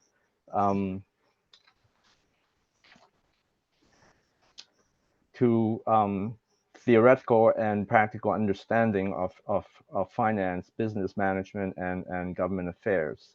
So combining these skills and clear communication, you work closely with the board of directors to ensure efficient and economical performance of all agency operations. So your prior public service was with South Tahoe Public Utilities as assistant general manager and engineer. And welcome, Paul. I will let you take on your presentation. Excellent. Thank you, Les. It's great to be here. Can you hear me okay, by the way? Yes. Excellent. So as Les mentioned, my name is Paul Shudo. I'm the general manager at Monterey One Water in Monterey, California. I just want to go over a little bit about what we feel certainly is a unique project that we've embarked upon that is serving our community, and just some of the details around it and how we get to a resilient, energy efficient water system. With that, just a brief introduction to Monterey One Water. Can we change the slide, please? Thank you. So for those of you that don't know who we are, we're a public wastewater utility in northern Monterey County. We serve everything from Pacific Grove to the south, Monterey, Seaside, Marina, up to Moss Landing and Castroville, and then also the city of Salinas. Although we were started as a wastewater treatment facility, for the last 25 years, we've been recycling water for agricultural irrigation, which we'll touch on in a second. And then about almost 4 years ago now, we started an indirect potable reuse project to provide another potable supply to our community. Next slide, please. Some basic stuff about us. Formed in 72, we serve about 285,000 people in our community. And although our treatment plant is rated close to 30 million gallons a day, through conservation, we see about 17 million gallons a day. Last year, so 2022, we recycled about 80% of our flows, both for agricultural irrigation and for potable use. So that is certainly something our board strives for, is one of these days look for 100% reuse, but we're well on our way. Next slide, please. So many potable reuse projects that you may be familiar with traditionally use domestic wastewater. Monterey County is sort of an orphan in the water world. We're not connected to the state water project. We're not connected to the federal water projects. We need to take care of ourselves. We do have a cease and desist order on our primary water supply in the community, the Carmel River, that has mandated a reduction of, well over 50% of our water supply. So because we were water starved, we started looking for other areas to bring water into our treatment plant, because it's just water and we all know we can treat it. So in addition to municipal wastewater, we do bring in agricultural drainage water. So all those cropland Salinas, the salad bowl of the country, we could collect in drainage channels water and bring it to our treatment plant. Also, industrial processing water, the one you see second from the right. Salinas started that bagged salad revolution. I think we all go to the stores and grab those. That washing of produce produces about 3 to 4 million gallons of water a day. So we're taking some of that into our plant as well. And then for a number of years now, we've been taking storm water from the city of Pacific Grove, as well as the city of Salinas. So we're just trying to get our arms around bringing more water into our system that we can recycle, because it's a resource for all of us. Next slide, please. So the non-potable reuse, back in the 80s, the agency started a study on utilizing recycled wastewater to irrigate crops that, uncooked food crops. At the time, this was groundbreaking, and many years of studies went on before it was finally approved. In 1998, it went into production, and we currently irrigate about 12,000 acres of farmlands in the Castroville, Salinas Valley area. It's a relatively simple process. After our primary secondary plant, we have a tertiary plant that's just a multimedia filter and chlorine. This has been a partnership with the Monterey County Water Resources Agency for that period of time, and frankly, helps reduce or mitigate the effects of seawater intrusion, which has been significant in the city of Salinas and in the Salinas groundwater basin, identified at the state level as a critically overdrafted basin. So we continue to do this, and we continue to look for ways to increase the amount we're recycling for agriculture, because it's the main economic driver for our community. And frankly, the lettuce and Brussels sprouts and all the crops in Salinas feed the entire country. So that was our first foray into water recycling and trying to have a more resilient, sustainable water supply for our community. But the next phase was potable reuse. So next slide, please. As I mentioned, there's a cease and desist order that reduced the potable water supply for our community. In an effort to meet the needs of the community, we embarked upon an indirect potable reuse project, Pure Water Monterey, that came online in March of 2020. Since that point, it has been producing about 3,500 acre-feet of water, which represents about a third of the potable water demand for our community. It's a robust treatment train. After our primary secondary treatment, we have ozone, membrane filtration, reverse osmosis, and then finally advanced oxidation and UV disinfection. The water is stabilized with calcium prior to pumping into the seaside groundwater aquifer and injected in 4 deep injection wells.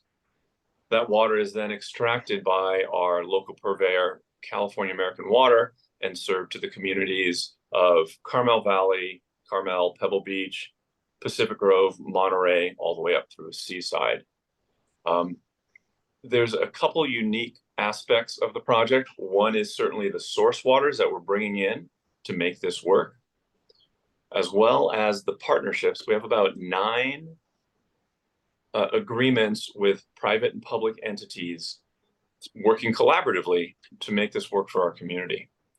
And then lastly, as we speak, we are letting contracts for an expansion of this facility to go up to from 5 million gallons a day up to 7.6 million gallons a day. It'll be complete in late 2025. And at that point in time, we'll represent over 50% of the potable water demand being supplied by recycled water. I've not come across anyone in the state or the country that approaches that significance of recycled water for their community. So we're very proud of that. And once again, just building that sustainable, resilient supply for our community is paramount to meeting the cease and desist order and meeting the needs of all of our customers. Next slide, please. So I think this is fairly interesting. You see the historic sources in our community. It was 2 sources, the Carmel River, 75%, and groundwater from the Seaside Basin at 25%. Over the last about 12 years, we have diversified this portfolio as a community, as you see to the left there. There is in black the Aquifer Storage and Recovery, which is another partner, Monterey Peninsula Water Management District, extracts water from the winter or during the winter off the Carmel River, injects it in the Seaside Basin, and it is then used in the summertime. We will certainly have a portion of surface water and groundwater, as you see from the Carmel River and Seaside Basin. We have a small desal plant in Sand City, produces about 100 acre-feet per year. And then of course, the potable reuse project of Pure Water Monterey. The unique part about this is this transformation from a non-sustainable water supply to certainly more eggs in the basket happened over about a 12-year period, which I think is incredibly fast for water supply projects in California. And we're still working on it, and we'll continue to work on this to make sure we can continue to meet the needs of Northern Monterey County. Next slide, please. So migrating off of the water supply side of things, this is just sort of the next step in what we're trying to do for our community. The picture you see before you in the background is our treatment plant. You see the little arrow that says AWPF, that is the Advanced Water Purification Facility, or frankly, the heart of our Pure Water project. In the foreground is Regen Monterey, which is our regional landfill. Normally, you don't like your neighbor to be a landfill or a wastewater treatment plant, but in this instance, it's been very beneficial for our community. About 5 years ago, I negotiated a power purchase agreement with the landfill to bring a direct connection of landfill gas renewable energy to that advanced water purification facility. It is under construction as we speak. The landfill has 4 cogen engines powered by landfill gas. They sell power back onto the grid because they don't have that much of demand. We have 3 cogen engines powered by digester gas, and of course a solar array that you may see in the middle section there. But once again, as far as I'm aware, having a recycled water project powered directly with renewable energy is a one-of-a-kind thing, let alone producing over 50% of the potable water demand. As we move into the future on energy projects, we are in a feasibility study right now to create a microgrid around our 2 organizations, get entirely off the grid and just utilize our resources, landfill gas, digester gas, solar, expand into battery power, and Regen Monterey is looking into wind power as well. So just trying to optimize the resources that we have before us. Next slide, please. So this is the Monterey Microgrid Project, or Monterey Renewable Energy Project, a collaboration of 2 public entities. And we'll each have different aspects at our respective facilities, but we have that interagency collaboration and an MOU approved by both boards that allows us to fund and move forward in something that we certainly feel will benefit the Monterey Peninsula and Northern Monterey County for many decades. And we're frankly very excited about this. It's sort of the next stage in being resilient and customer oriented. With that, that's all I have. Next slide, please.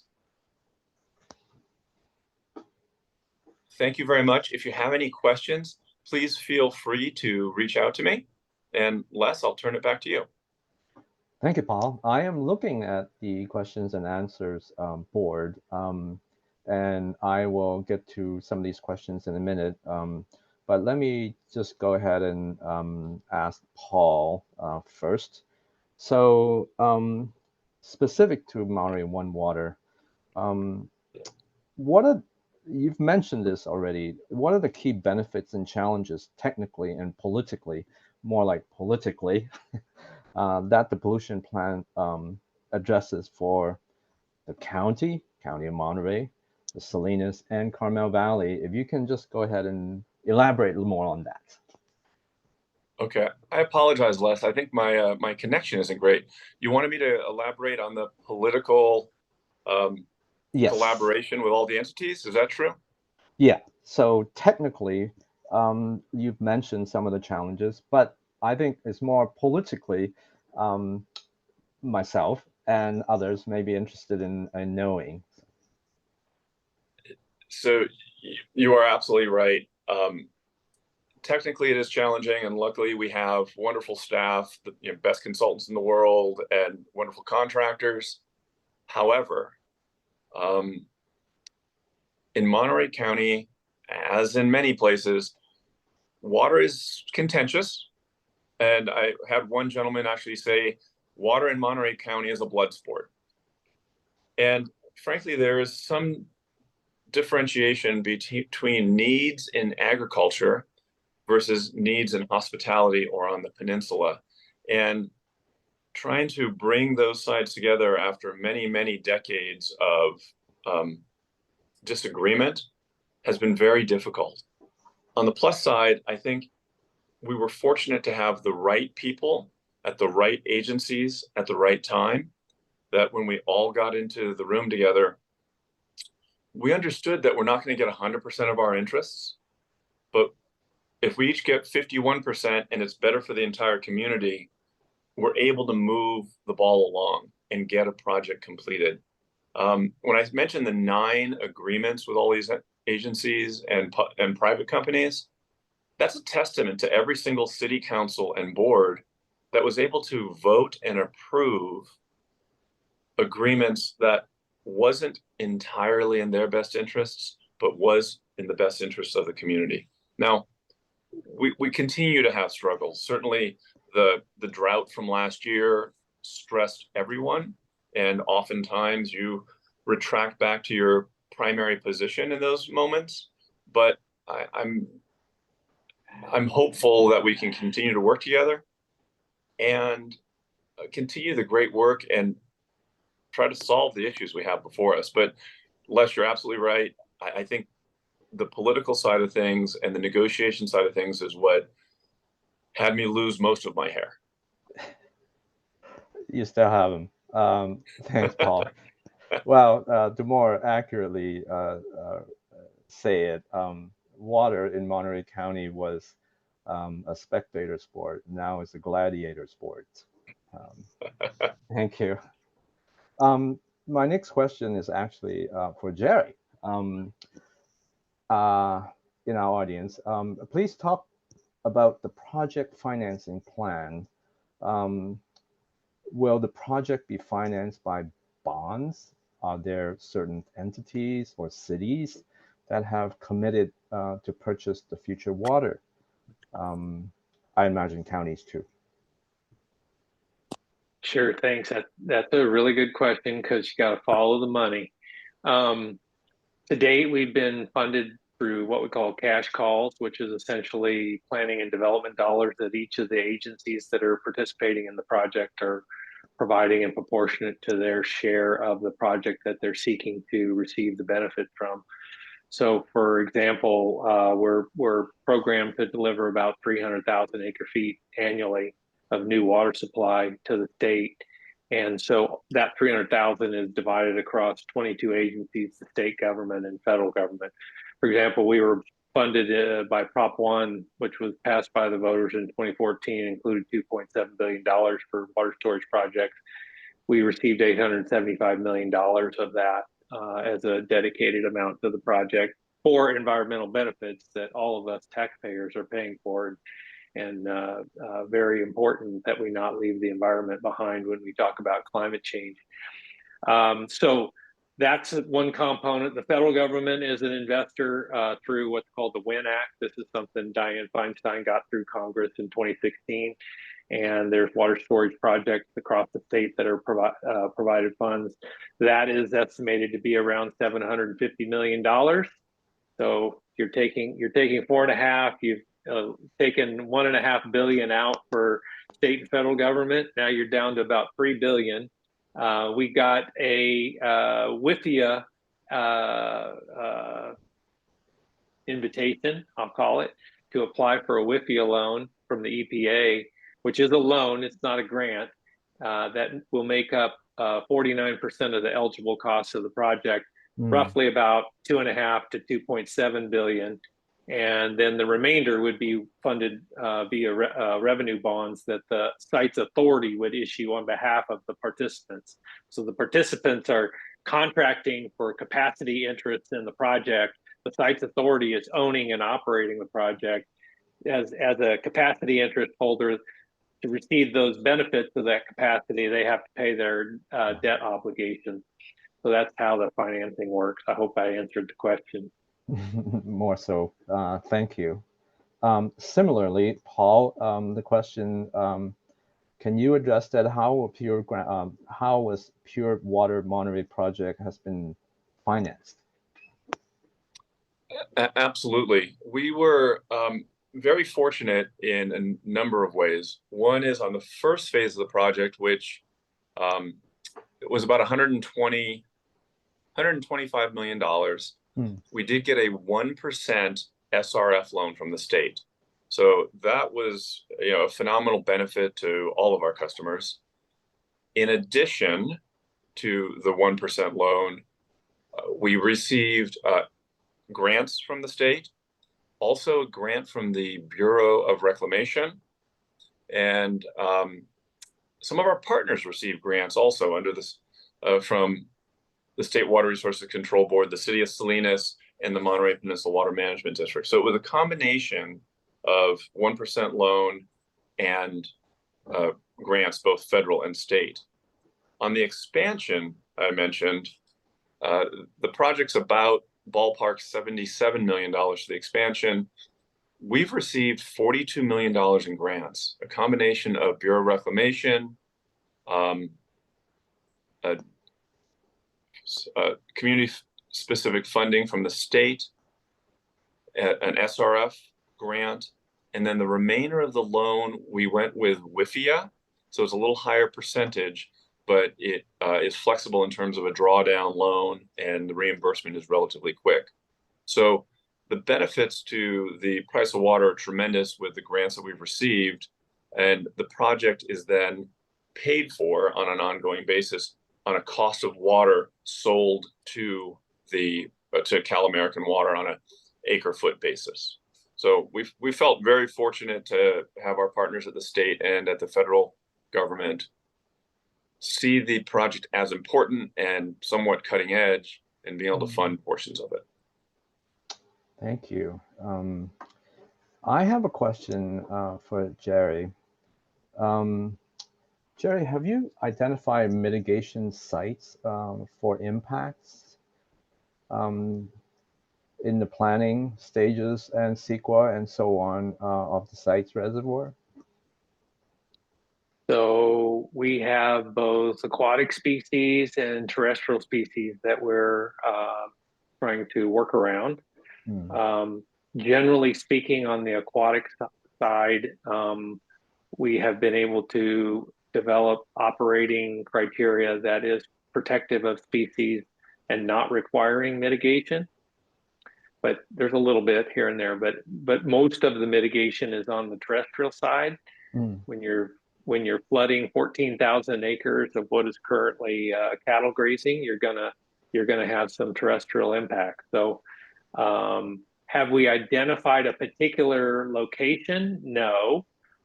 We know that there is a lot of talk out there looking for opportunities for us, and we appreciate that from the community. But we're engaged in discussions right now with the services agencies to identify what the mitigation requirements are going to be, and then to find the appropriate places to apply the resources. We have a substantial amount of money in our budget to cover mitigation. It is going to be a big project, and it's a real opportunity, quite frankly. There's trade-offs in every project any of us have to do that have to be made. And the trade-off is that we're going to take this 14,000 acres and put water on top of it instead of having cows graze it. But we're going to find another location that is currently used in a manner that could be bettered for the environment, and we're going to bring that to bear and to really create what we hope is a marquee site. There was recently a reservoir project in Texas called the Bodark Reservoir, and they were able to find a 15,000 acre property and convert that into ecosystem habitat that Sierra Club and a couple others in the area are very happy with. So it's possible, is my point. It's very possible and very doable. We're confident we'll get there. That's a really good answer. You already dove into my next question, and that question is for the next generation of engineers and scientists away from us. And all they want to know is, what are the greatest environmental benefits that your projects will provide for local communities and the state of California in general? And who are these beneficiaries that will benefit from your project? Let's start with you again, Jerry. I think you may have answered this. Not really. I think I got more. Please. This project is very unique in that where we're located relative to Lake Shasta and Lake Oroville, we have this opportunity to exchange water, for example, with Lake Shasta. And by making releases out of the Sites Reservoir into the Sacramento River and down into the Delta instead of out of Shasta, you're able to back up cold water in Shasta. And the endangered winter run Chinook salmon are not doing so well on the Sacramento River right now because they don't have enough cold water during the times when they're spawning. So by backing up more cold water in Shasta and having more cold water to release at times when the spawning salmon need it, you're able to improve the populations. And that's exactly what modeling that we've conducted using the National Marine Fisheries Services model have demonstrated, that the winter run Chinook salmon that are currently endangered are actually improved as a result of the Sites Reservoir project. So we're giving back that way, number one. Number two, as far as the local communities are concerned, Colusa County is an area of about 20,000 people population. When people come there from Southern California, they can't believe what they're looking at, that this is actually part of California where you can still buy acreage for $1,500 an acre. And you know, there's not a lot of traffic. But that being said, you know, there are tribal communities in the area, tribal resources that are going to be affected. So we're working very closely with those communities. There's not a lot of disadvantaged communities or environmental justice issues locally near the project area, but more widespread when you think about air quality and greenhouse gases. That's an area that we have to think about, and so we've done some things in the design of our project and the mitigations that we're taking to address specifically those areas, those disadvantaged communities downstream and in other parts of the region. Thank you. Paul, how will you say about that? So in terms of the positive environmental impacts of the project, there's multiple. So certainly, and in no order of priority, but in bringing an additional water supply online in Monterey counties, the CalAm can reduce the amount of water they take from the Carmel River. That has a direct connection to steelhead habitat, and which was the reason for that cease and desist order in the first place. So being that they're able to get down to those legal limits, it benefits the steelhead habitat all the way along the Carmel River to the coast. I mentioned bringing in agricultural wash water and agricultural drainage water into our treatment plant for use. That is actually taking a significant amount of pollutants out of the environment where we treat them. There's two drains that we use. One is called the Blanco drain, one is called the reclamation ditch. Blanco drain is a 303 delisted. It does have a TMDL on it. So we're doing our best to try to take flows primarily during the summer or the growing months, taking those pollutants out of the environments. Historically, that water has gone to the Salinas River and then out into Monterey Bay. So that's second thing. Third, the more we recycle, the less discharge into the National Marine Sanctuary. Our outfall extends about 2 miles offshore into the Monterey National Marine Sanctuary. So we're always trying to reduce the amount of effluent we put out there. And then, of course, lastly, as I identified, I think this holistic approach of trying to directly utilize renewable energy to power our plant is certainly an environmental benefit now and into the future. I know a lot of places do use renewable energy through credits or others, but we're just thinking about it more locally and using it directly. All those benefits I just mentioned will go on through time, both locally for those of us that live in the area, but also on a state-listed waterway or a national marine sanctuary. There are benefits, local, state, and federal, in this one little project. Thank you. For my edification, I'd like to know a little more about what the recycled water will be doing to mitigate seawater intrusion? I know that it's going to be an extraction barrier. So can you tell the audience what benefit environmentally and also for the Blanco growers, water supply wise, what that's going to be doing? Yeah, so first let me touch on our agricultural irrigation project, which irrigates those 12,000 acres right in the heart of the Salinas Valley. We deliver between recycled water and some river water 12,000 up to 20,000 acre feet per year in that area. So instead of groundwater extractions just making seawater intrusion worse, we're able to mitigate that or help mitigate that to a certain extent. Now, what you identified, Les, is there's a proposed extraction barrier. For those of you that are familiar with Castroville, Marina, that area where Highway 1 is, some extraction wells that could extract seawater intruded aquifer. We could treat it. Obviously, it's far less TDS than ocean water. Treat it and then use that water, whether it be for potable irrigation or maybe injection.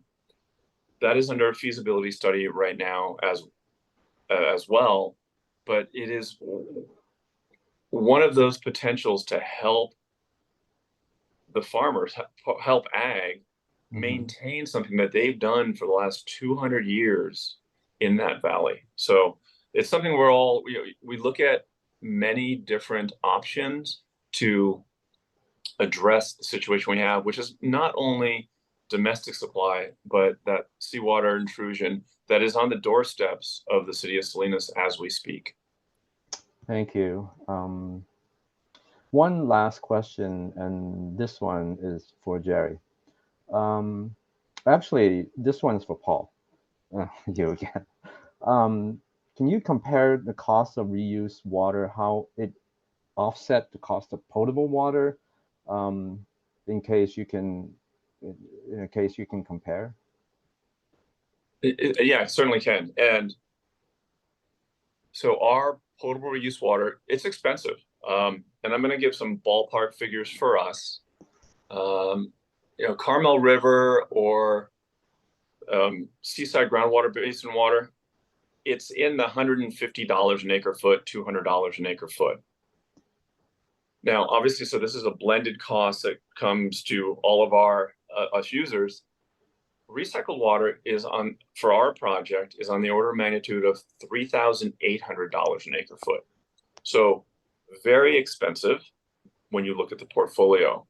However, the alternative of desal, ocean desal, not the extraction barrier, the estimates from 2017 that have not been updated, and we know construction costs have gone up as well as O&M, we're more in the $6,000 an acre foot range. So in trying to look at what is the most economical water to use, certainly recycled water is the next one. It's expensive, but it's also necessary. As you blend the costs with the others, we all saw an increase in our bills. I don't know the percentage though. Okay, thank you. Mm-hmm. We have 1.5 minutes left. Last questions for Jerry. Can you elaborate on how would a large-scale project like what you're planning, the site's reservoir, what are the key benefits for the project that bring to state water reserves and overall state water management? Sites is what we call a beneficiary pays project. So to receive benefits from the project, you have to pay for them. That's a new concept for some folks. A lot of past infrastructure across the state has been state and federal subsidized, state and federal owned and operated, and then doled out to agencies accordingly. In this particular instance, the state and federal benefits are for all of us, mostly. when I talked about the benefits for the environment, the ecosystem from Prop 1. A big portion of the federal investment is going towards the winter run Chinook salmon benefits that I spoke about. So in that way, those are just taxpayer funds that are being doled out from the state and federal government as debt and being paid back by the taxpayers. But that's how those benefits are coming back to the people of the state. Where our 22 agencies, and I'll end here, 22 agencies cover the entirety of the state, from as far north as Red Bluff to as far south as Coachella Valley. So we got it all covered. And if you look at our water right and our place of use, it's pretty broad and encompassing. Right on. Thanks, Jerry. Well, that ends my question and answer period. Let me turn it back to Melanie to conclude this session with her remarks. Okay, thank you, Les. Appreciate it. And thank you so much, Jerry and Paul, for the overall overviews that you just gave on these two key water supply projects that will be critical in the future. As we all know, California needs both storage and new water supply to meet our long-term needs. So we are cheering you on from the sidelines as you move these critical projects forward. Thank you so much. And with that, I'm going to transition to our last panel, which is a panel of some local general managers of water agencies. And I am going to ask Ms. Annie Deister, who's a member of BPC's board, to introduce this panel. Annie?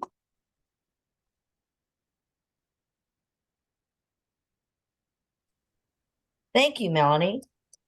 So we have had this panel featured at most of our Energy Water events, and it's always one that people look forward to. It's my pleasure to serve as the moderator this time as well. I just want to provide a little backdrop, and that is that we just keep seeing all these news reports and scientific reports about climate change. It's sort of inundating us. But the Berkeley lab scientists have kind of put some bookends around the impacts that by the end of this century, heat waves in San Francisco could get maybe 4 degrees hotter than the end of this last century. In San Jose, it could get 6 degrees warmer. In Livermore and in Santa Rosa, heat waves could get 8 degrees hotter. By the end of this century, heat waves in Oakland could skyrocket and getting 9 degrees hotter compared to the end of the 1990s. At the same time, scientists said powerful atmospheric rivers could hit higher elevations like Santa Cruz Mountains and the North Bay Mountains even harder. The Russian River could likely see more flooding.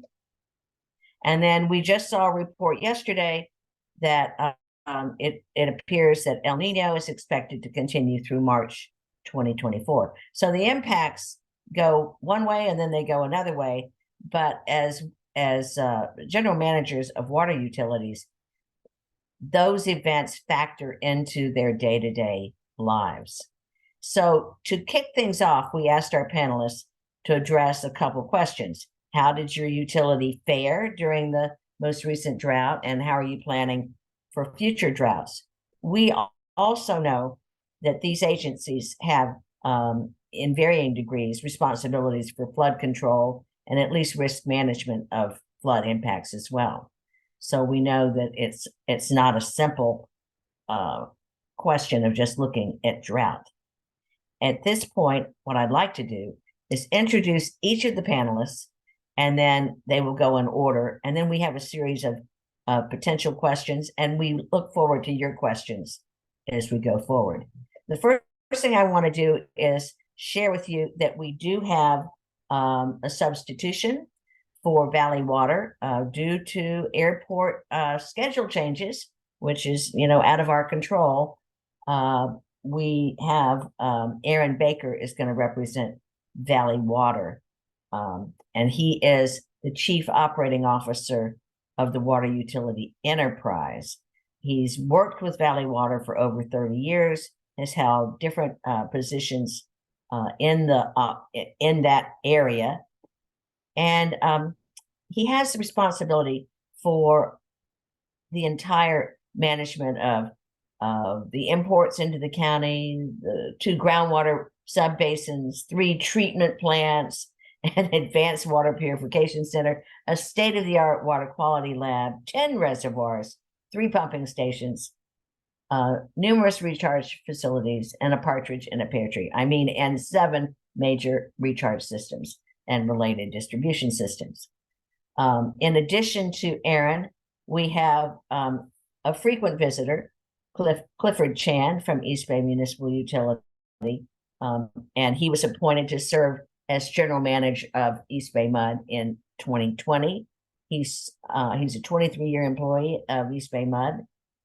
He joined them as a junior engineer and rose up, and he is in charge of an organization that provides 1.4 million residents and businesses in 20 cities in 15 unincorporated communities high quality drinking water in Alameda and Contra Costa counties.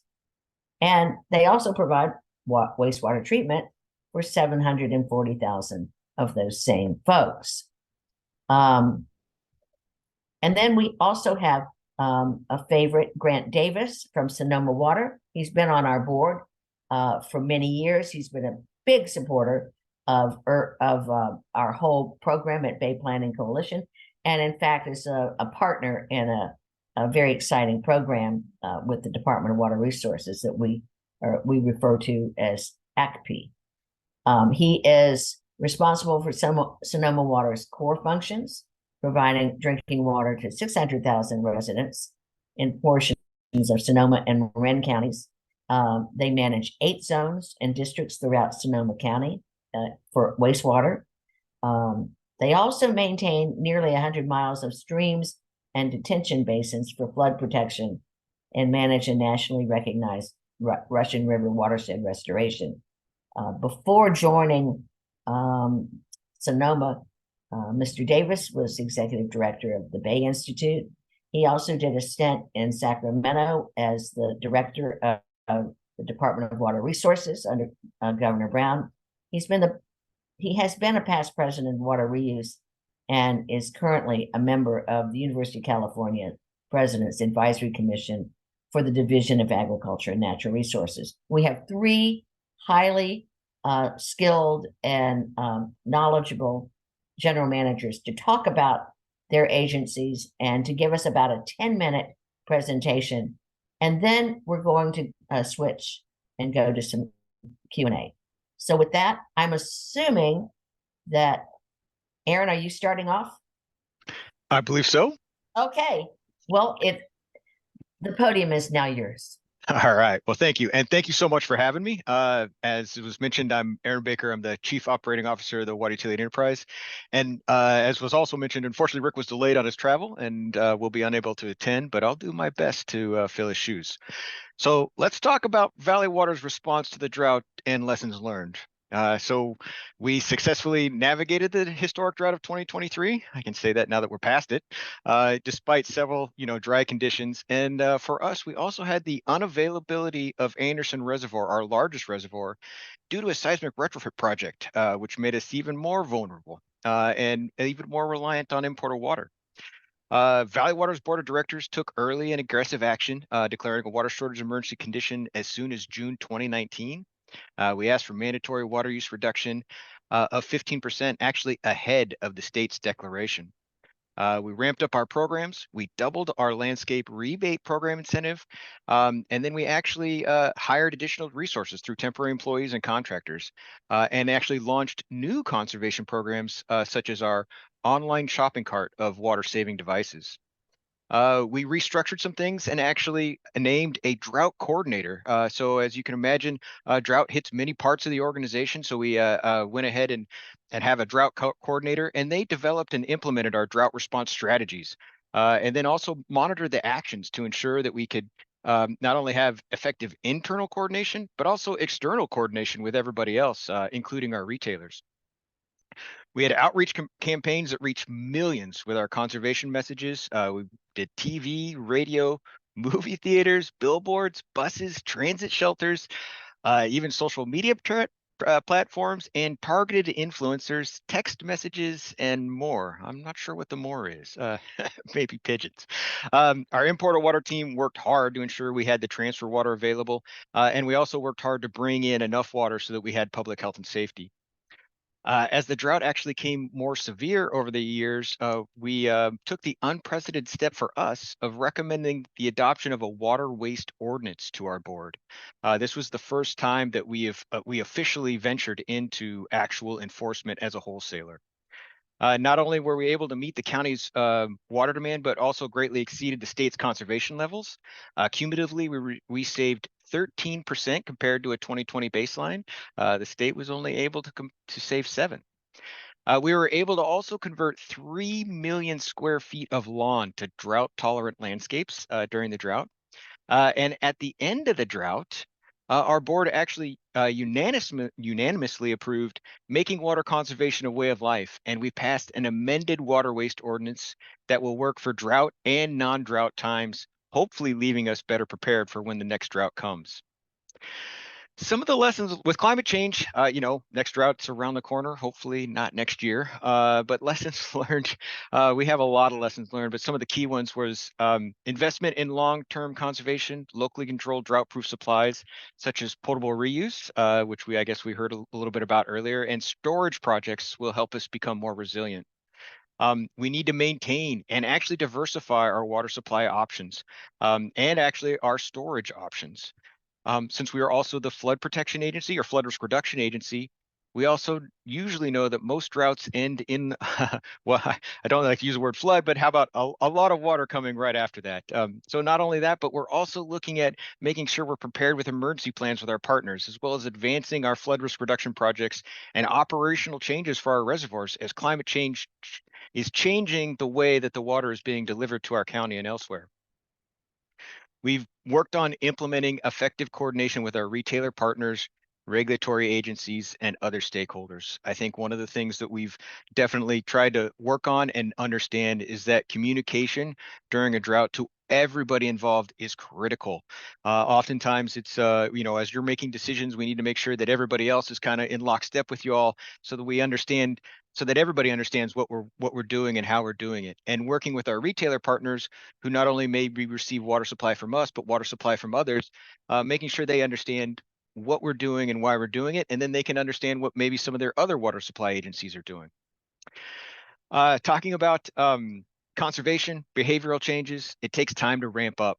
I think those are one of the things that we're looking at for the next drought or where things are kind of going is that it may be easy for us to call for a water use reduction or call for a conservation target. But of course, we know that unfortunately, we can't just flip a switch and then, that short-term conservation needs to kick in. And so we're looking at what it takes to make sure that we have plans on the shelf. What kind of communications? How do we engage the public? How do we get that successful response so we can make sure that there's a successful response and high participation in those programs when we need it? We're also understanding that there's drought hardening, right? As more and more move forward, or as water use reduction gets closer and closer to more internal use, the idea of how are we looking at what is a reasonable call for conservation in the future? How do you make those things kind of work? And so understanding and being able to be and being prepared for the next drought are all things that we're really looking forward to as we work on our next drought response plan. And then the monetary part of it. Throughout the drought, we spent over $79 million on importer water allocations, emergency transfers, conservation programs, additional labor, additional services supplies, and additional operational costs. We of course sought grants and other things to help us with those drought-related expenditures, and we're actually able to obtain grants to do those types of things. But of course, one of the things that we have to tackle as part of with these short-term reductions and where these things are going is that there is a cost, and how do we make sure that we understand what those rate changes may be and how the affordability of all these things happen in the future. And so shifting from having to buy water on the importer market or on other types of things with emergency transfers and going to a more sustainable longer term program such as purified water or other storage projects or even groundwater storage projects is part of our future. And then lastly, we're working on a new drought response plan. And so what we've done is we've taken our old one and we are adding additional criteria to it. We're trying to track things better so we're better prepared for the future drought.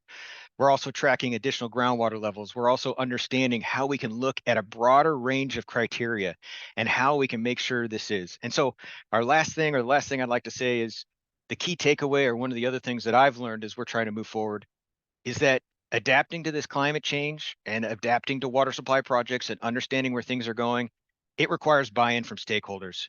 It's not just Valley Water working on a project, it's working together. That's the fastest way we're going to be able to adapt to this climate change. And with that, I think I'm ready to transfer on. Thank you so much, Aaron. I appreciate your energy and enthusiasm. Clifford Chan is our next speaker. And Clifford, we call on you almost every single time that we have one of these presentations. And it's remarkable to me that you're able to come back year after year and with new stuff, with updates, with new initiatives. But when you look at all the things that you are involved in, everything from balancing the demands of maintaining critical infrastructure all the way to financial stability, affordability is also part of your world as well. And you have a number of sustainable programs. And as a result, you're able to come in every year with something new and exciting. So I can't wait to hear what you have to say. And the podium is now yours. Well, Annie, again, it's great to be with you, and Aaron and Grant, it's great to see you two again. Aaron, you kind of stole, I think, all of our what we were going to say about what we did in response. So I'm not going to repeat anything that Aaron said, because we all did a lot of that. So I'm going to focus a bit on the challenges that we're seeing with respect to climate change, and really some of the impacts. And then I'll touch a little bit on the affordability and kind of the right to water issues that are happening. But with respect to climate change and what we're seeing, I mean, it wasn't that long ago that we thought climate change, or at least we viewed climate change as a faraway problem. And it's just not a faraway problem. And I'm gonna just rewind back just a few years, and not even a whole lot of years. But you had mentioned, Annie, that I started as general manager in 2020. And I remember that was a terrible, well, there's a few things I'm going to mention. One of them was the wildfire year. I remember it was September, and I start work around 6 in the morning, and it's dark when I get in. And then I'm just working my head down, and I look up and it's dark outside. I'm thinking, oh, about an hour has passed. And I look at the clock, it's noon. That was that month, those days where day turned into night. And when you think about the wildfires that we experience, and you think about California, maybe for better or worse, that canary in the coal mine, and you start seeing in Canada, you hear about the fire nados or fire tornadoes, and you see it happening in other areas. There are lessons to be learned that what we're experiencing, that other places in the country and other places outside the country can certainly learn from. Some of the other really big extremes that we've seen, just last year, 2022, I mean, we were in the 4th year of a drought. But if you remember 2022, October was one of the wettest Octobers on record. December had some of the wettest days on record. And then we had January to June being the driest January to June on record. We were going into a 3rd year of a La Nina. And we were all planning for another drought year. And then we get one of the wettest years on record. East Bay mud, we're spilling 5 out of our 7 reservoirs.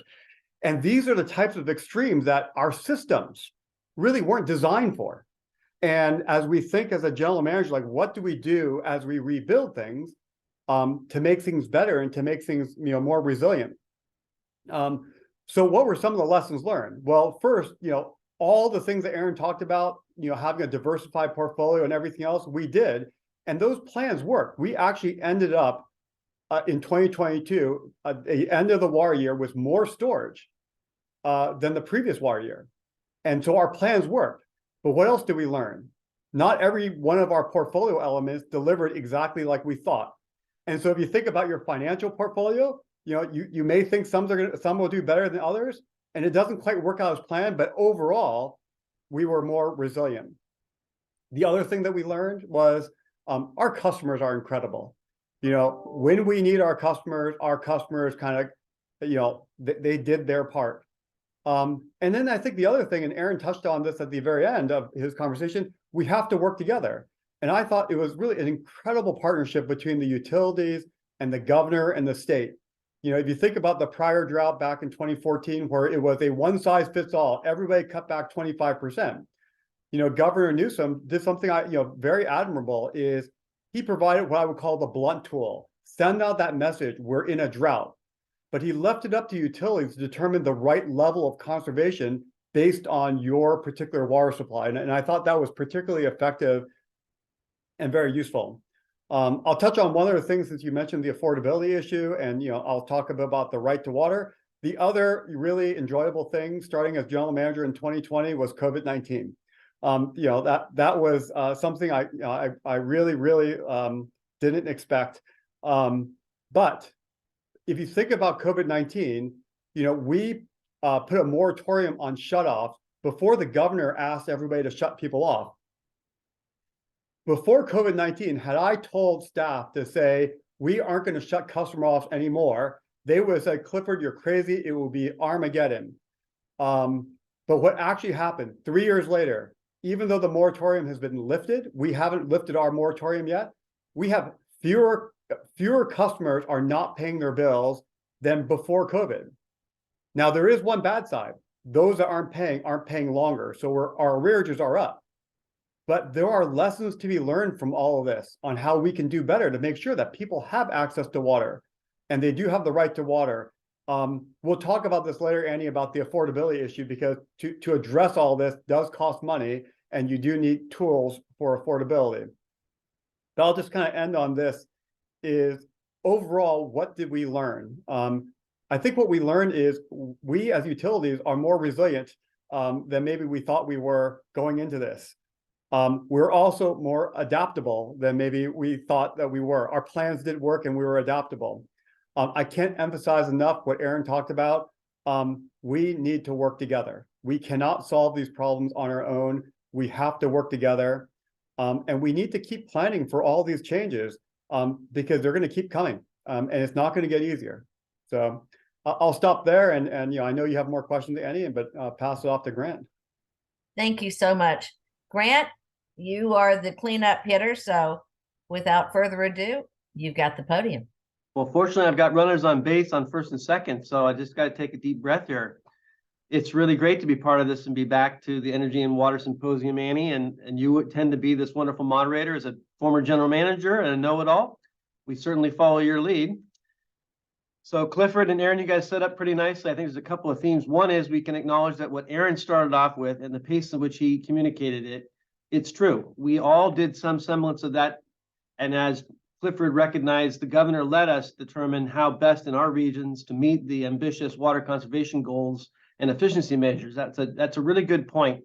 A recipe from 2014 to 2021.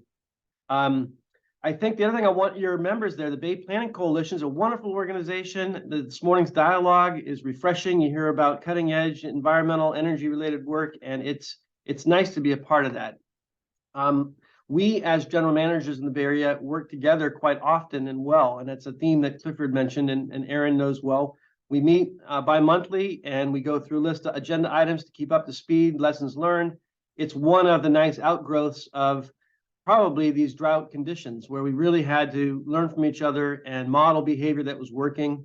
So that's a good thing, and I think it's a common theme because we have experienced extraordinary extremes. And what general managers are having to do more and more is manage to those extremes. So you look at a multi-year drought followed by an atmospheric river of 9, and you end up with a flood of a fairly significant amount of water that you're having to manage. And that's kind of the way we're going to have to manage in the future. So I'd like to focus on a couple of things on that theme.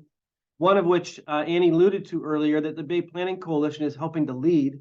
It's a $20 million project, and I don't like the name of it. We haven't come up with a better one, but it's called AQPI, and it's a quantitative precipitation information. So basically, we're looking at improving the radar network throughout the Bay Area as a pilot. It's well along. The East Bay has a Rocky Ridge X-band radar. Valley Water was the first to come up on their wastewater treatment plant down in San Jose. San Francisco is due to be putting one in at the later this year, and we have one up at our sanitation plant here in Santa Rosa. And so these next band radars are going to be fully capturing areas that current radars do not capture to give us more precise precipitation information. So in response to atmospheric rivers coming in, we're going to be able to identify where they're likely to hit, where you're going to see a large volume of water and when, and also important, where you're not. That network will be fully functioning next year, and we'll be able to operationalize that. And that's a very good example, one of the best examples of an integrated water management strategy that the state has supported over the years that we are modeling right now. And my hope is we're going to be seeing significant benefits, reduced damages, better wastewater management, certainly water supply and transportation corridors, things that Bay Planning Coalition cares about. So I really want to thank the Bay Planning Coalition for being with us on that, doing a lot of the outreach, a lot of the education in that project. So advanced quantitative precipitation information, the calls out to, if you can find a better name for it, we're all open to that. But I want to thank Bay Planning for seeing it all the way through. And John, your leadership on that's been spectacular. Along the lines, a similar effort, but one in which Sonoma Water in our region was able to get through, is the idea of a decades-long effort to actually do applied research with the Scripps Institute of Oceanography down in San Diego. It's called the Center for Western Weather and Water Extremes, based in San Diego. And they have been, for the last 10 years, finding a way to actually understand the phenomena of atmospheric rivers. They actually coined that term, and it's one now that's become relatively uniform. In fact, I remember when the Super Bowl was down in Santa Clara, one of the features was an atmospheric river that we were waiting to see where it was going to land and when. And that was one of the first times that the broadcasters were utilizing that. So it was one of a kind of a milestone. But fast forward to where we are today, we just celebrated down in La Jolla the fact that in Sonoma County, we have two reservoirs, primarily Lake Sonoma and Lake Mendocino. The smaller reservoir is Lake Mendocino, and we are sitting on 11,000 acre-feet of additional water based on the success of the forecast-informed reservoir operations that we've been piloting. We're now looking at our larger reservoir, which is Lake Sonoma, and it's holding about 19,000 acre-feet of water, additional what we would not have had without FIRO.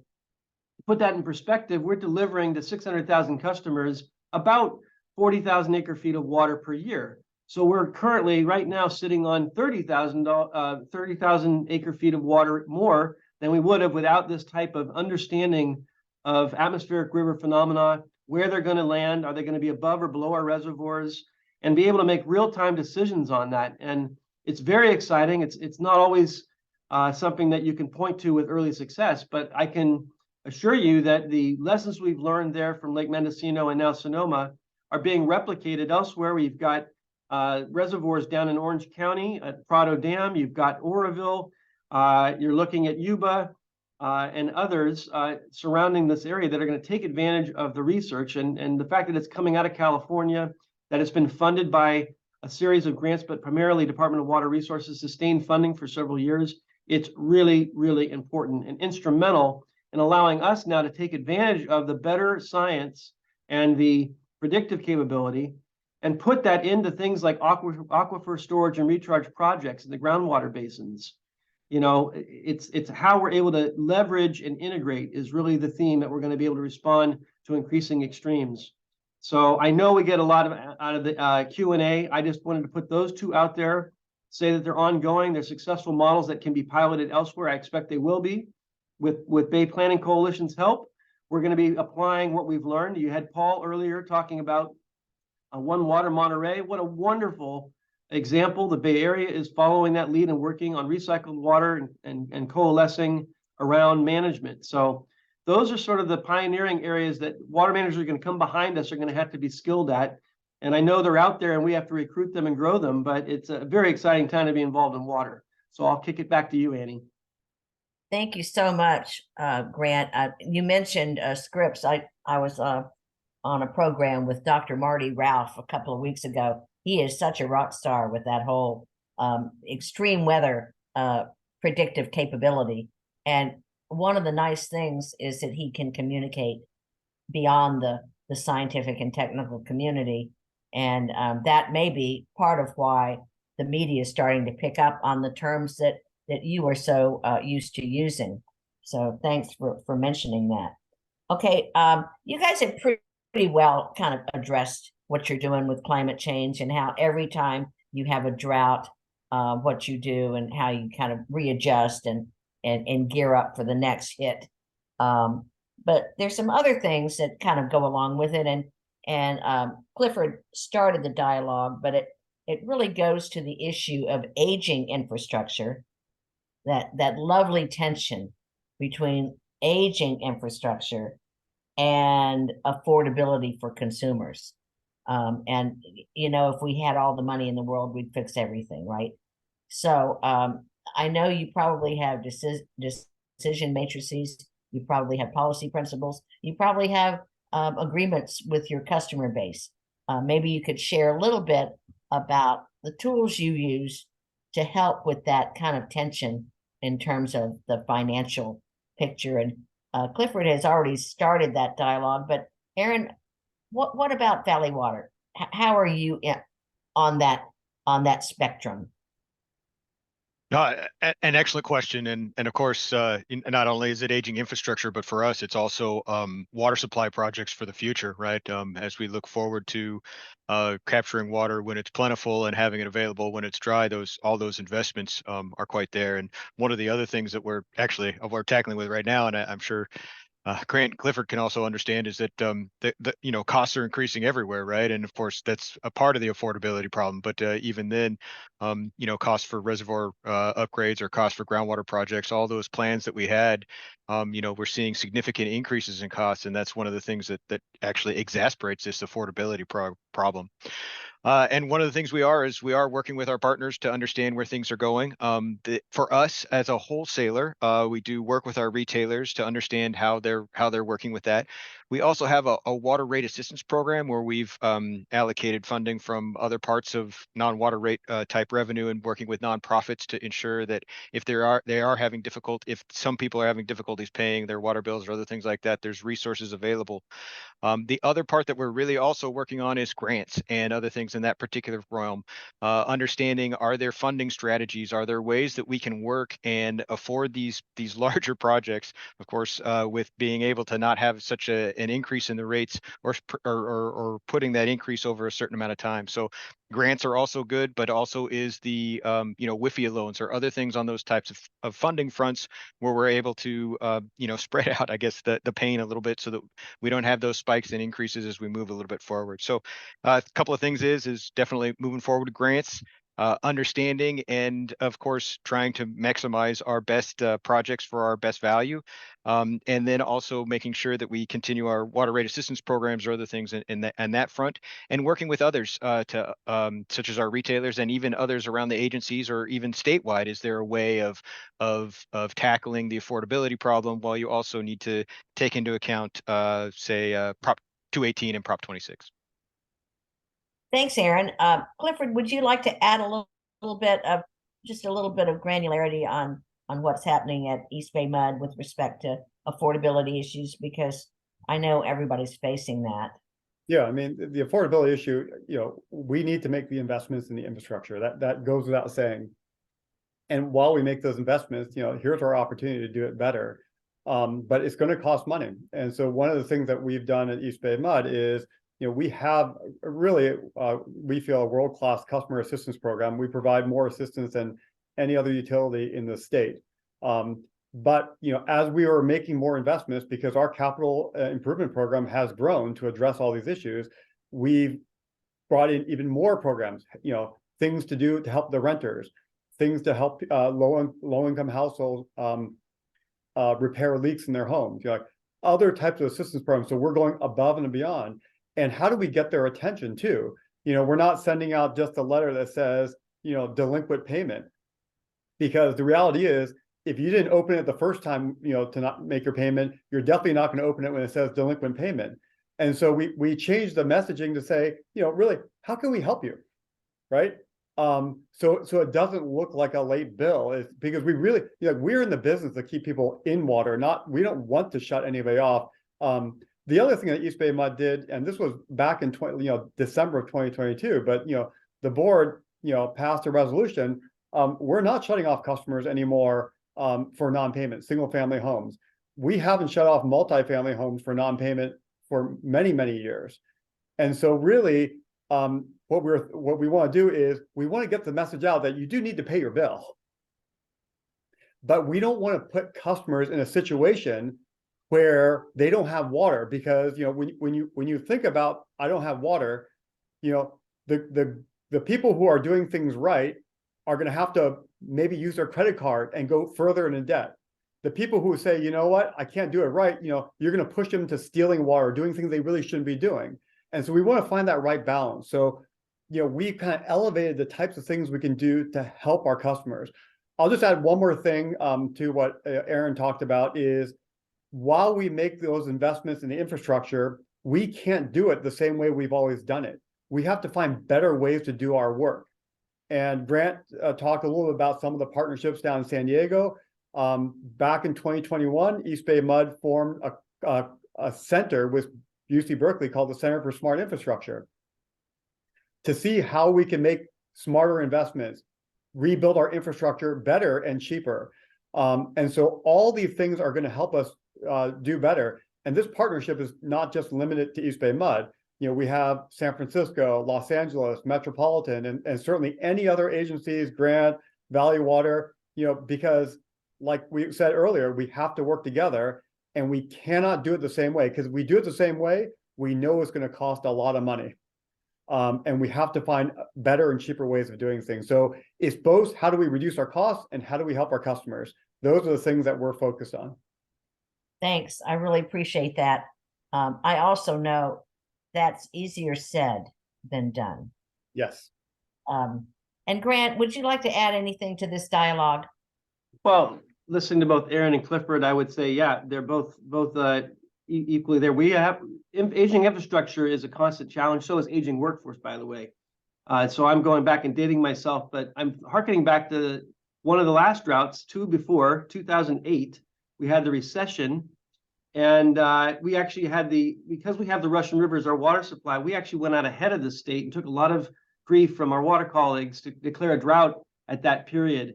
And I remember how painful it was, because we said, you really don't want to be stuck with the messages like save more water and pay more. That's not a winning combo. So we actually developed a program called the Sonoma County Energy Independence Program. And this was at a time when banks weren't lending. It was literally the only thing in town where you could force development and get the businesses back on, like talking roofers and windows, things that were looking at water efficiency and energy efficiency. We ended up putting in about $60 million into the local economy as a result of that, and implementing efficiency measures. So things like that can be replicated and built upon and refined and improved. Interest rates being what they are, things like that can come back.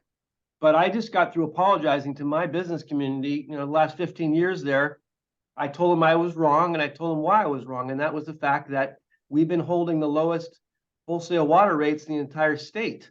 And that's not a recipe for fixing your long-term infrastructure. So I'm owning that one. We're absolutely having to rebuild, reinvest, but that requires education, commitment. The community has to understand the value proposition.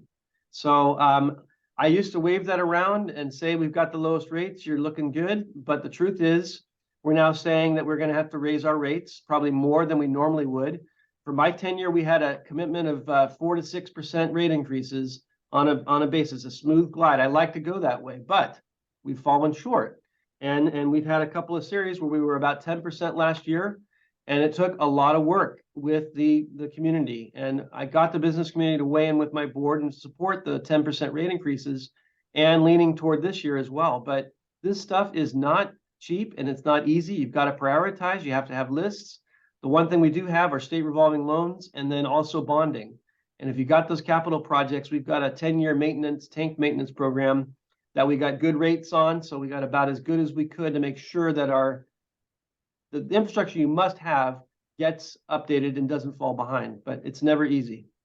Yeah, I'll just quickly, Grant, and Annie, you're talking about easier said than done. And, we've solved the easy problems. It's a difficult problem. And one of the challenges when we formed that center with Berkeley, we said, we're trying to solve the big, scary problems. And I put forward to them 4 criteria of like, what is a big, scary problem? The number 1 is, if it doesn't excite you, if it doesn't scare you, it's not big enough. The second criteria was, if you could do it in a year, it's not big enough. The next one is, if you could do it by yourself, it's not big enough. And then the last one was, if there's a clear path to the end, it's not big enough. And so, we are dealing with really challenging problems. And to Grant's earlier point about the workforce, we need really smart people to come into our industry to help solve those problems. Well, that was quite a punctuation mark you added to that conversation. I appreciate that, Clifford. And you're all sort of also opening up the cork, pulling the cork out of the bottle of customer behavior, which is an interesting kind of thing to deal with, as you're also dealing with these scientific and technical things. And so I'd like to get your perspective on how you deal with some of the media handling of reporting on drought and saying, well, the drought's over, or even some practitioners, well, the drought's over for now, or whatever. But anytime you start down that path, there's always going to be issues. What do you think we need to be doing? And do we need to be interfacing with the media a little bit more to help them be better conveyors of information? And I'm going to start back with Aaron again. Excellent question. And I think that's one of the things that we're, trying to identify with the lessons learned and the ideas of all sorts of things, right? I mean, I think the other part that I think we're also tackling, and hopefully there's not how many media professionals there are there, but the idea of next door or other things where there's social media and all those other types of things. So they're not only is it the normal, the normal forms of media, TV, those types of things, but there's also another realm that we're really trying to branch into, such as next door or advertisements online or all those other things. But jumping back, one of the things that we have identified is we kind of have some drought communication plans and some other things there. And we've identified that we do need to change these. We do need to understand the idea of drought hardening. We do need to understand the idea of those that, when the rebound out of this drought, if they're already, if they've already taken their lawn out, if they've already done these types of things, or if they're already a super saver, how do we capitalize on that? And they can tell their friends to do those types of things. And then how do we target those who haven't listened the last couple of droughts and do have lawn available or other things they can stop looking at? So yes, I think understanding and working together. Fortunately, we have a great team at Valley Water that is often looking at these things, actually doing polling and understanding and trying to figure out those things. We've got strategies we're working on. How do we better communicate into the next drought? How do we better get the message out? How do they understand where things are going? And kind of what Clifford said, how do we get the message across that it's not a simple, that this drought has a lot of things we got to get to, and there's not a simple straight path and not one size fits all for everything, but there's a way that we can kind of get there. And I think the last part that we're also trying to look at is trying to find a program that could work for everybody, right? I think all three of us probably could say we have, during a drought or during whatever we've got going on, we've got a conservation program, or we've got something that's going to work for you. And the real part we've got to get out is, how do we get to the people and let them know that we've got a program that works for them? Thank you, Aaron. Clifford, you want to add to that? Yeah, I mean, I think there's a couple things I'd just like to add. I think we just need to stop talking about it as a drought. And I think the governor has done a pretty good job. It's a climate emergency that we're dealing with. And this is ongoing. It's not a, every 3 years or whatever, every, 1 in 3 years type of issue. That's number one. I think the other part too is, how do we message to our customers? What gets their attention?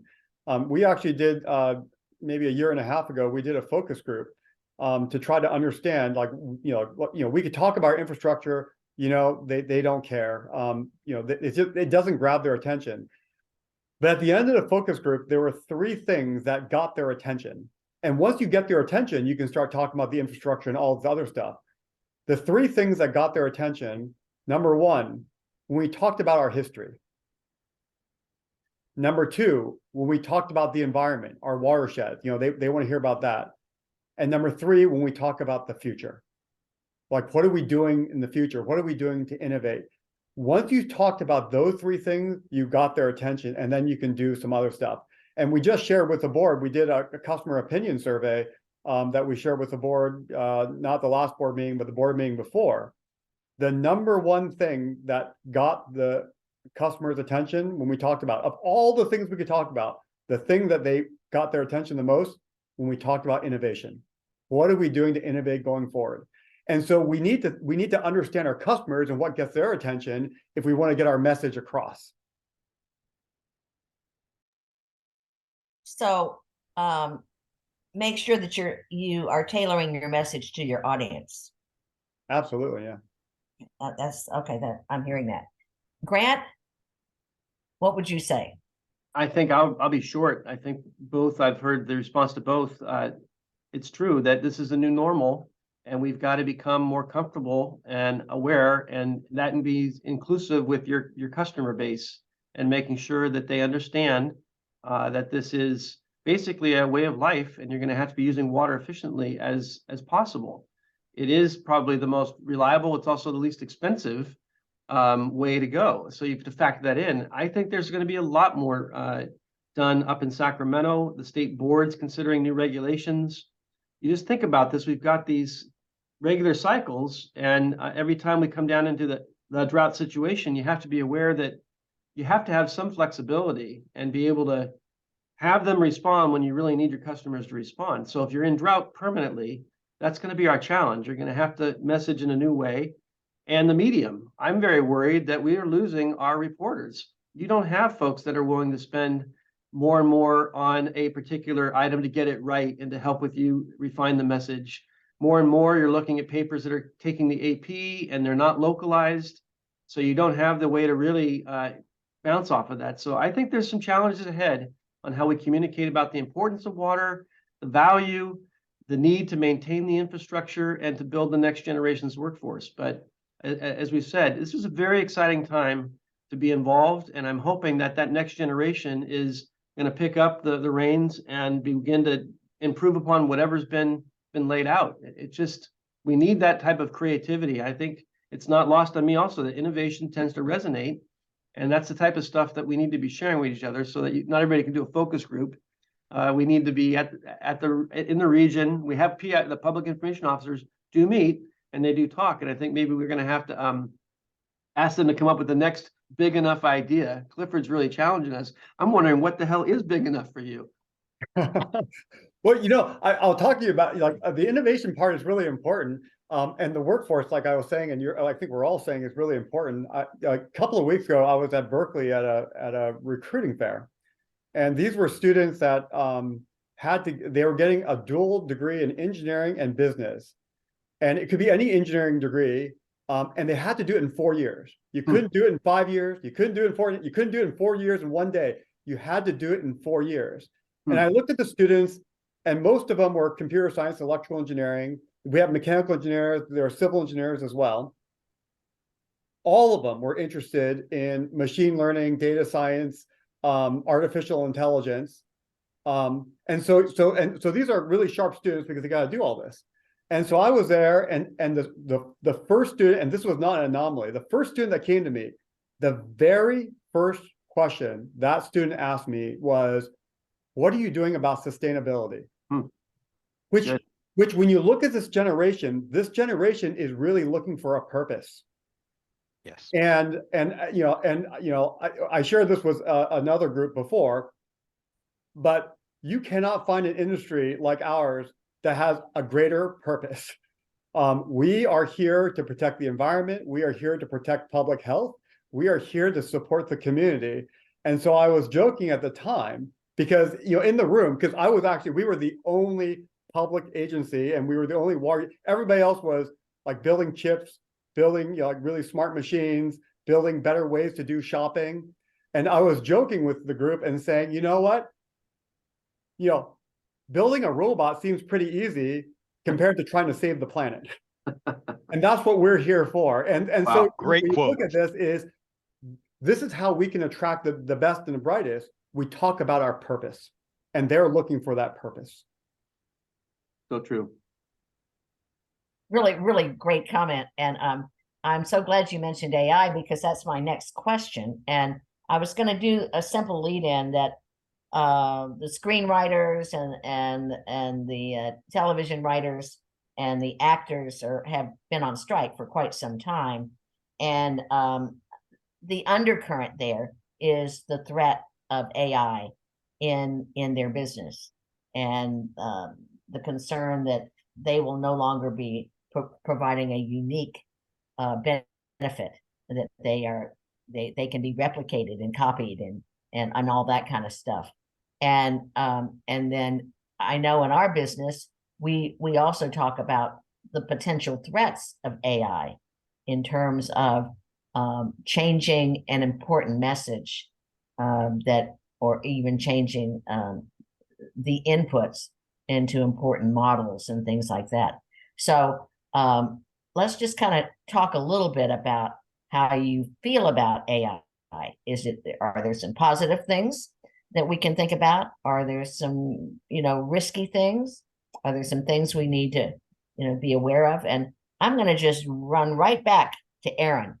What do you think about AI? I'm cautiously optimistic. I think that it's kind of interesting, right? I guess AI or machine learning or those types of things. I mean, believe it or not, we're always looking at more efficient ways to operate things or to move things or to do certain things, and even certain parts of, our operation systems. They have ways of. It doesn't necessarily. It's not artificial intelligence, but they do have ways of learning or getting a little bit better at how they're working at certain things. There's also some crazy new advancements in leak detections and all these other things out there that really can do some, taking big data and understanding where that is. That being said, providing safe, clean water, 24/7, 365 is also very important to us. And so understanding and keeping the human element, overseeing the output and making sure that we're looking at those types of things is definitely there. Opening up our systems or having access to those types of things when unfortunately there's bad actors out there, are some of the things that we kind of need to think about. I think, there's always what do they say, there's always in your toolbox, there's always the right way to use the tool, and there's always the way that it can be abused or manipulated. So we're actually I think internally we're working on some policies and some procedures on how we will deal with how we will implement or kind of partner with AI type things. But I do think that trying to find a better way, trying to find a more efficient way without giving up any kind of security or other types of risks there. I think the other part would be is that as far as where jobs are or where those types of things are going, I don't see it replacing or doing those types of things. I think even with like valves or other things that we've got, right? We've got old valves that don't do anything but just, you push the button, it goes up and down. And we got other valves that, understand where things are going, understand temperature, look at all those things, and it works better. But we still have, it's just a slightly different thing, right? A technician that works on that works on one thing, but the technician that works on the fancier valve, I actually need two different technicians to work on it. So it's just kind of a shift of kind of things that we move on, and that's kind of one of the other ideas is as you shift more from mechanical to a computer or logic controlled type things, how does your workforce adapt, or how do you look at those types of things? So there's some thoughts off the top of my head. Clifford, you mentioned AI and some of the folks that are, it's not surprising to me. I have a 28-year-old daughter, and she certainly has talked to me about her thoughts about it. So what would you add to that? Yeah, I mean, Aaron talked about this. We're doing the same. I'm trying to put up some guardrails on AI and machine learning at work, and we're having those conversations. But my general feeling is we need to embrace the technology. The technology is there, and we can't be afraid of it. But we do need to know where there needs to be guardrails put up. When you think about this technology and what this generation of workers are looking for, I'll just give you kind of an analogy. My dad loved the typewriter. He had a rotary telephone on his desk. If I went to work and saw rotary telephones and typewriters, I would turn away. And so if we don't embrace AI, you're going to get this generation of students coming into the office and they're turning away because they're seeing the analogous rotary phone and typewriter. And so if we want to attract the best and brightest, we have to adapt to new technology. So that's number one. The other thing I'll just quickly add, and I did not coin this phrase, but we shouldn't be talking about artificial intelligence. We should really be talking about collective intelligence. And that's the use of AI and people. And that's the collective intelligence that will make us better. And so we shouldn't be afraid of it. And before we move to Grant, we did have a specific question from the audience. If you would please do your list of it's not big enough. You know, what is it that makes it not big enough? If you could do your list one more time. Okay, it's if it doesn't excite you, if it doesn't scare you, it's not big enough. If you could do it on your own, it's not big enough. If you could do it in a year, it's not big enough. And if there's a clear path to the end, it's not big enough. That pretty much says it all, doesn't it? All right, we're getting t-shirts made after this. I know. Clifford's So, list. Grant, what do you have to say about artificial intelligence or collective intelligence or any kind of, I mean, we used to talk about emotional intelligence, you know, talk about anything you want. I get really reserved whenever someone talks about intelligence. I start looking around wondering if it's artificial, whether I have it or not. So to be honest, I think honestly, Clifford's going to have to add that, whatever that fifth one is, to his element of it's not big enough and it'll be around AI. I'm sure he'll spit it out. I'm struck by that because, you know, this is an energy water conference. So I'm going to go back to one thing that was familiar. Back in 2008, about the time we were doing the energy independence program, we also were tasked by our board to pass an energy policy, a renewable policy. And we ended up landing on a noble goal, which was to become carbon free by 2015. Hell, I didn't even know what that was, but it came about as a result of kind of our form of collective intelligence at that time. We did what Clifford did. We brought in UCLA, Stanford, Berkeley, the institutes, sat them in a room in Berkeley at a hotel, and we gnawed on this stuff. And it was some of the most imaginative, important work that we did to chart where we needed to go. And we ended up achieving carbon-free water in 2015. Without that type of a noble visionary goal, you're not going to get propelled to get there. So I am a big fan of combining the academia with real life, practical, applied research. And that's where you get meaning, you get purpose, you get some of the richness of what our industry and our region can actually bring about. So yeah, I think you have to embrace it. You can't be afraid, but you do need to be looking at what's the end goal and pull folks in that you trust, that you rely on, and charge them with heading in a direction that you're trying to get. I think that we're going to have to be more efficient. We're going to have to be more think about redundancies, reliability. That's something AI can actually help us conceive, but you can't ever leave the spirit and the heart out of this as well, because that's where the purpose comes from.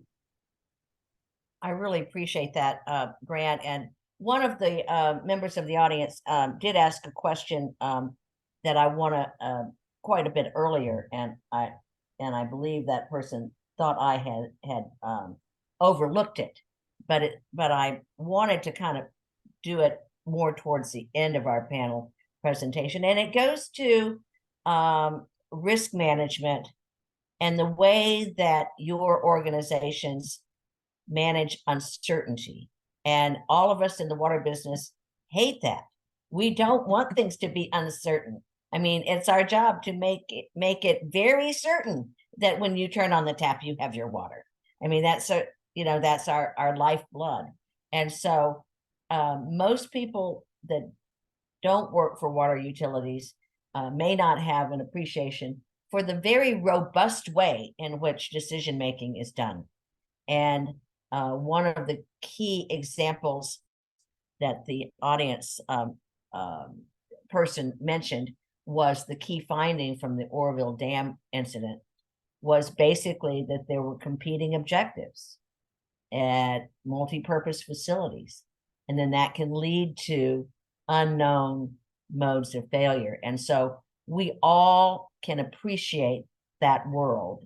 And maybe if you could just share a little bit of your agency's approach to managing risk and helping keep that water flowing even in uncertain times, whether it's due to climate, whether it's due to infrastructure that's aging, whether it's due to PFAS regulations that are coming down the pike, or whatever. So Aaron, this is a softball question for you.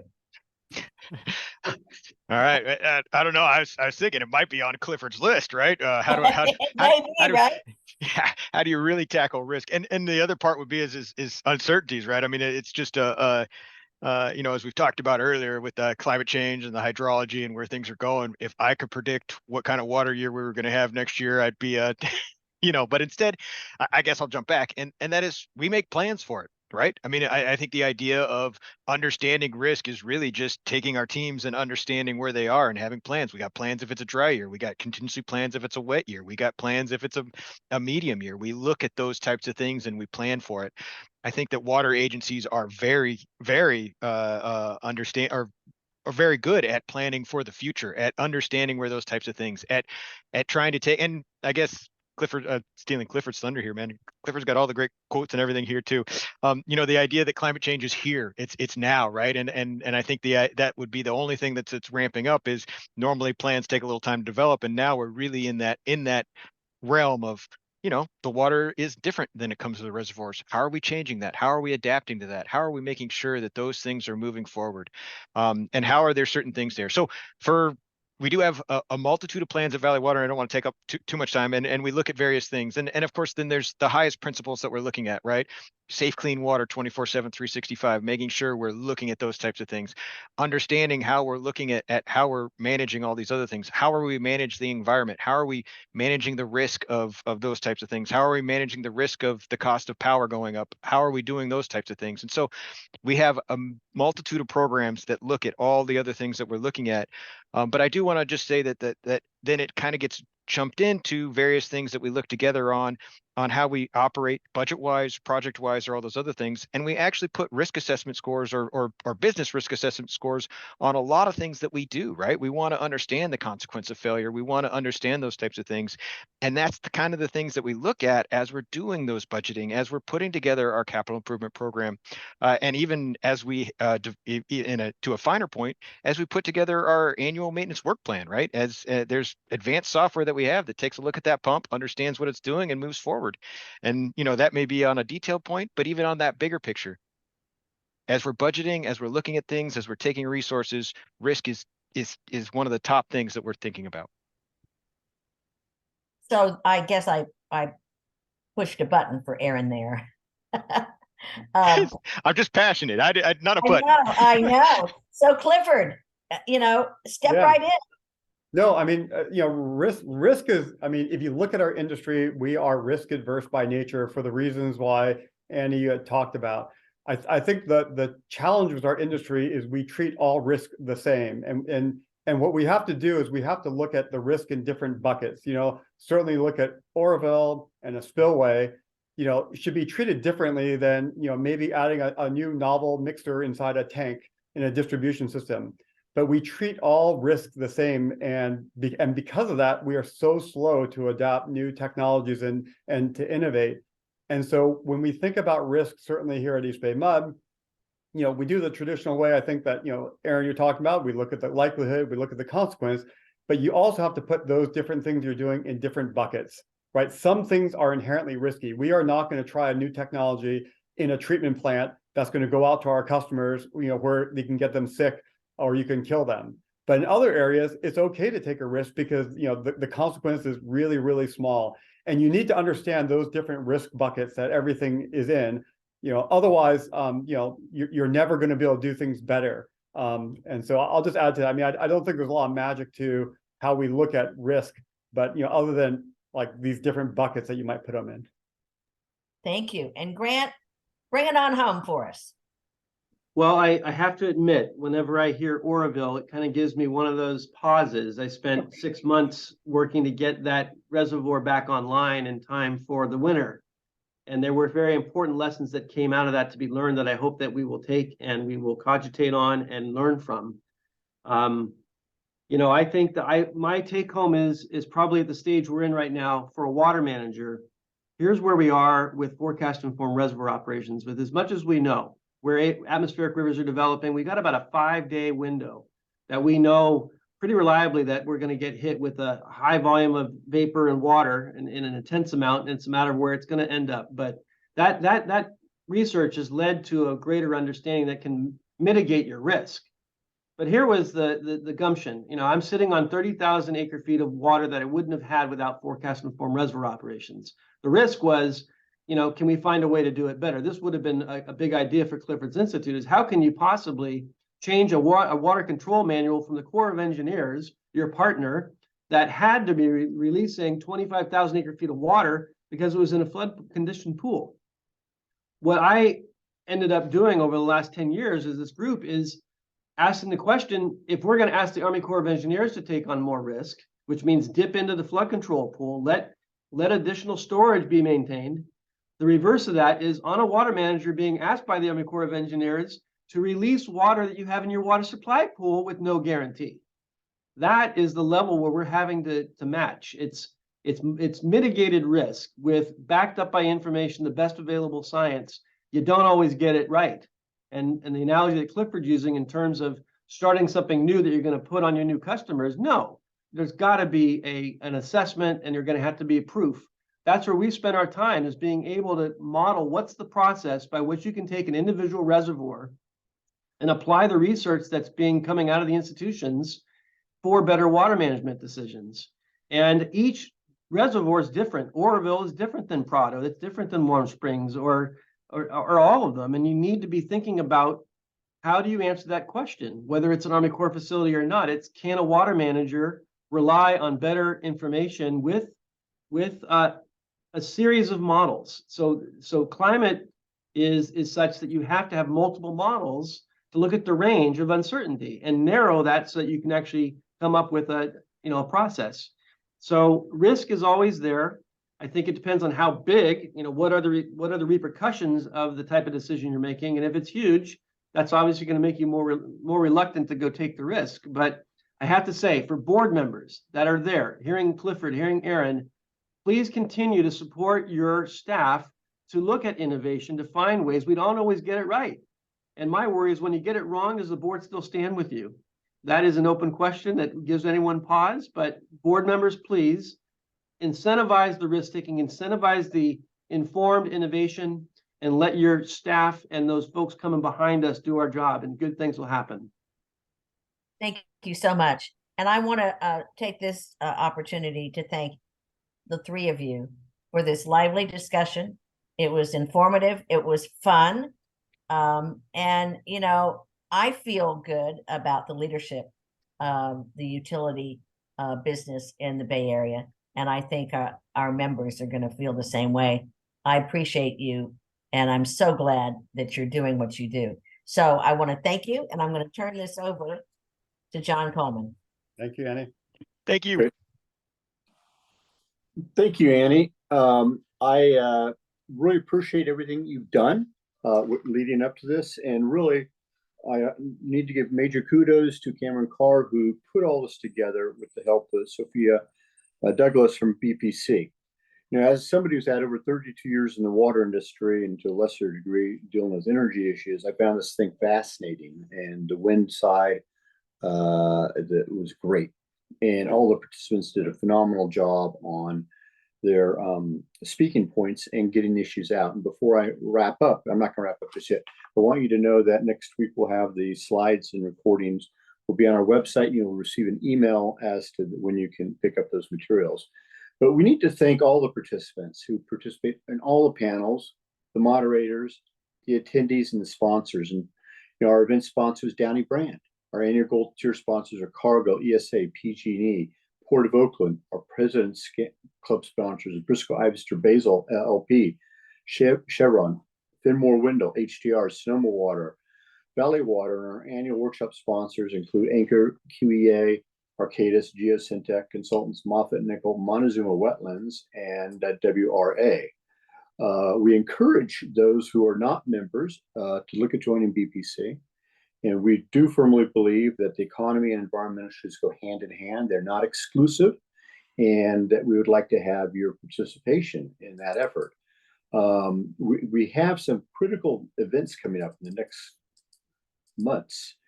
We have a welcoming reception for the new Army Corps San Francisco District on Wednesday, the 27th in Oakland between 5 and 7. Our fall summit is focused on risk mitigation, assessment, and insurance in California. Our keynote speaker is going to be California Insurance Commissioner Richard Lara. That's on October 6th from 9 to 12. And we have our Fall Summit, which is that's at the Fall Summit. So we have a lot of activities going on, and we encourage you to get involved, participate. If you have any questions, you can get a hold of me. My email is john@bayplanningcoalition.org. We'd love to have you involved, and I want to thank everybody for their participation and activities on that. Thank you very much.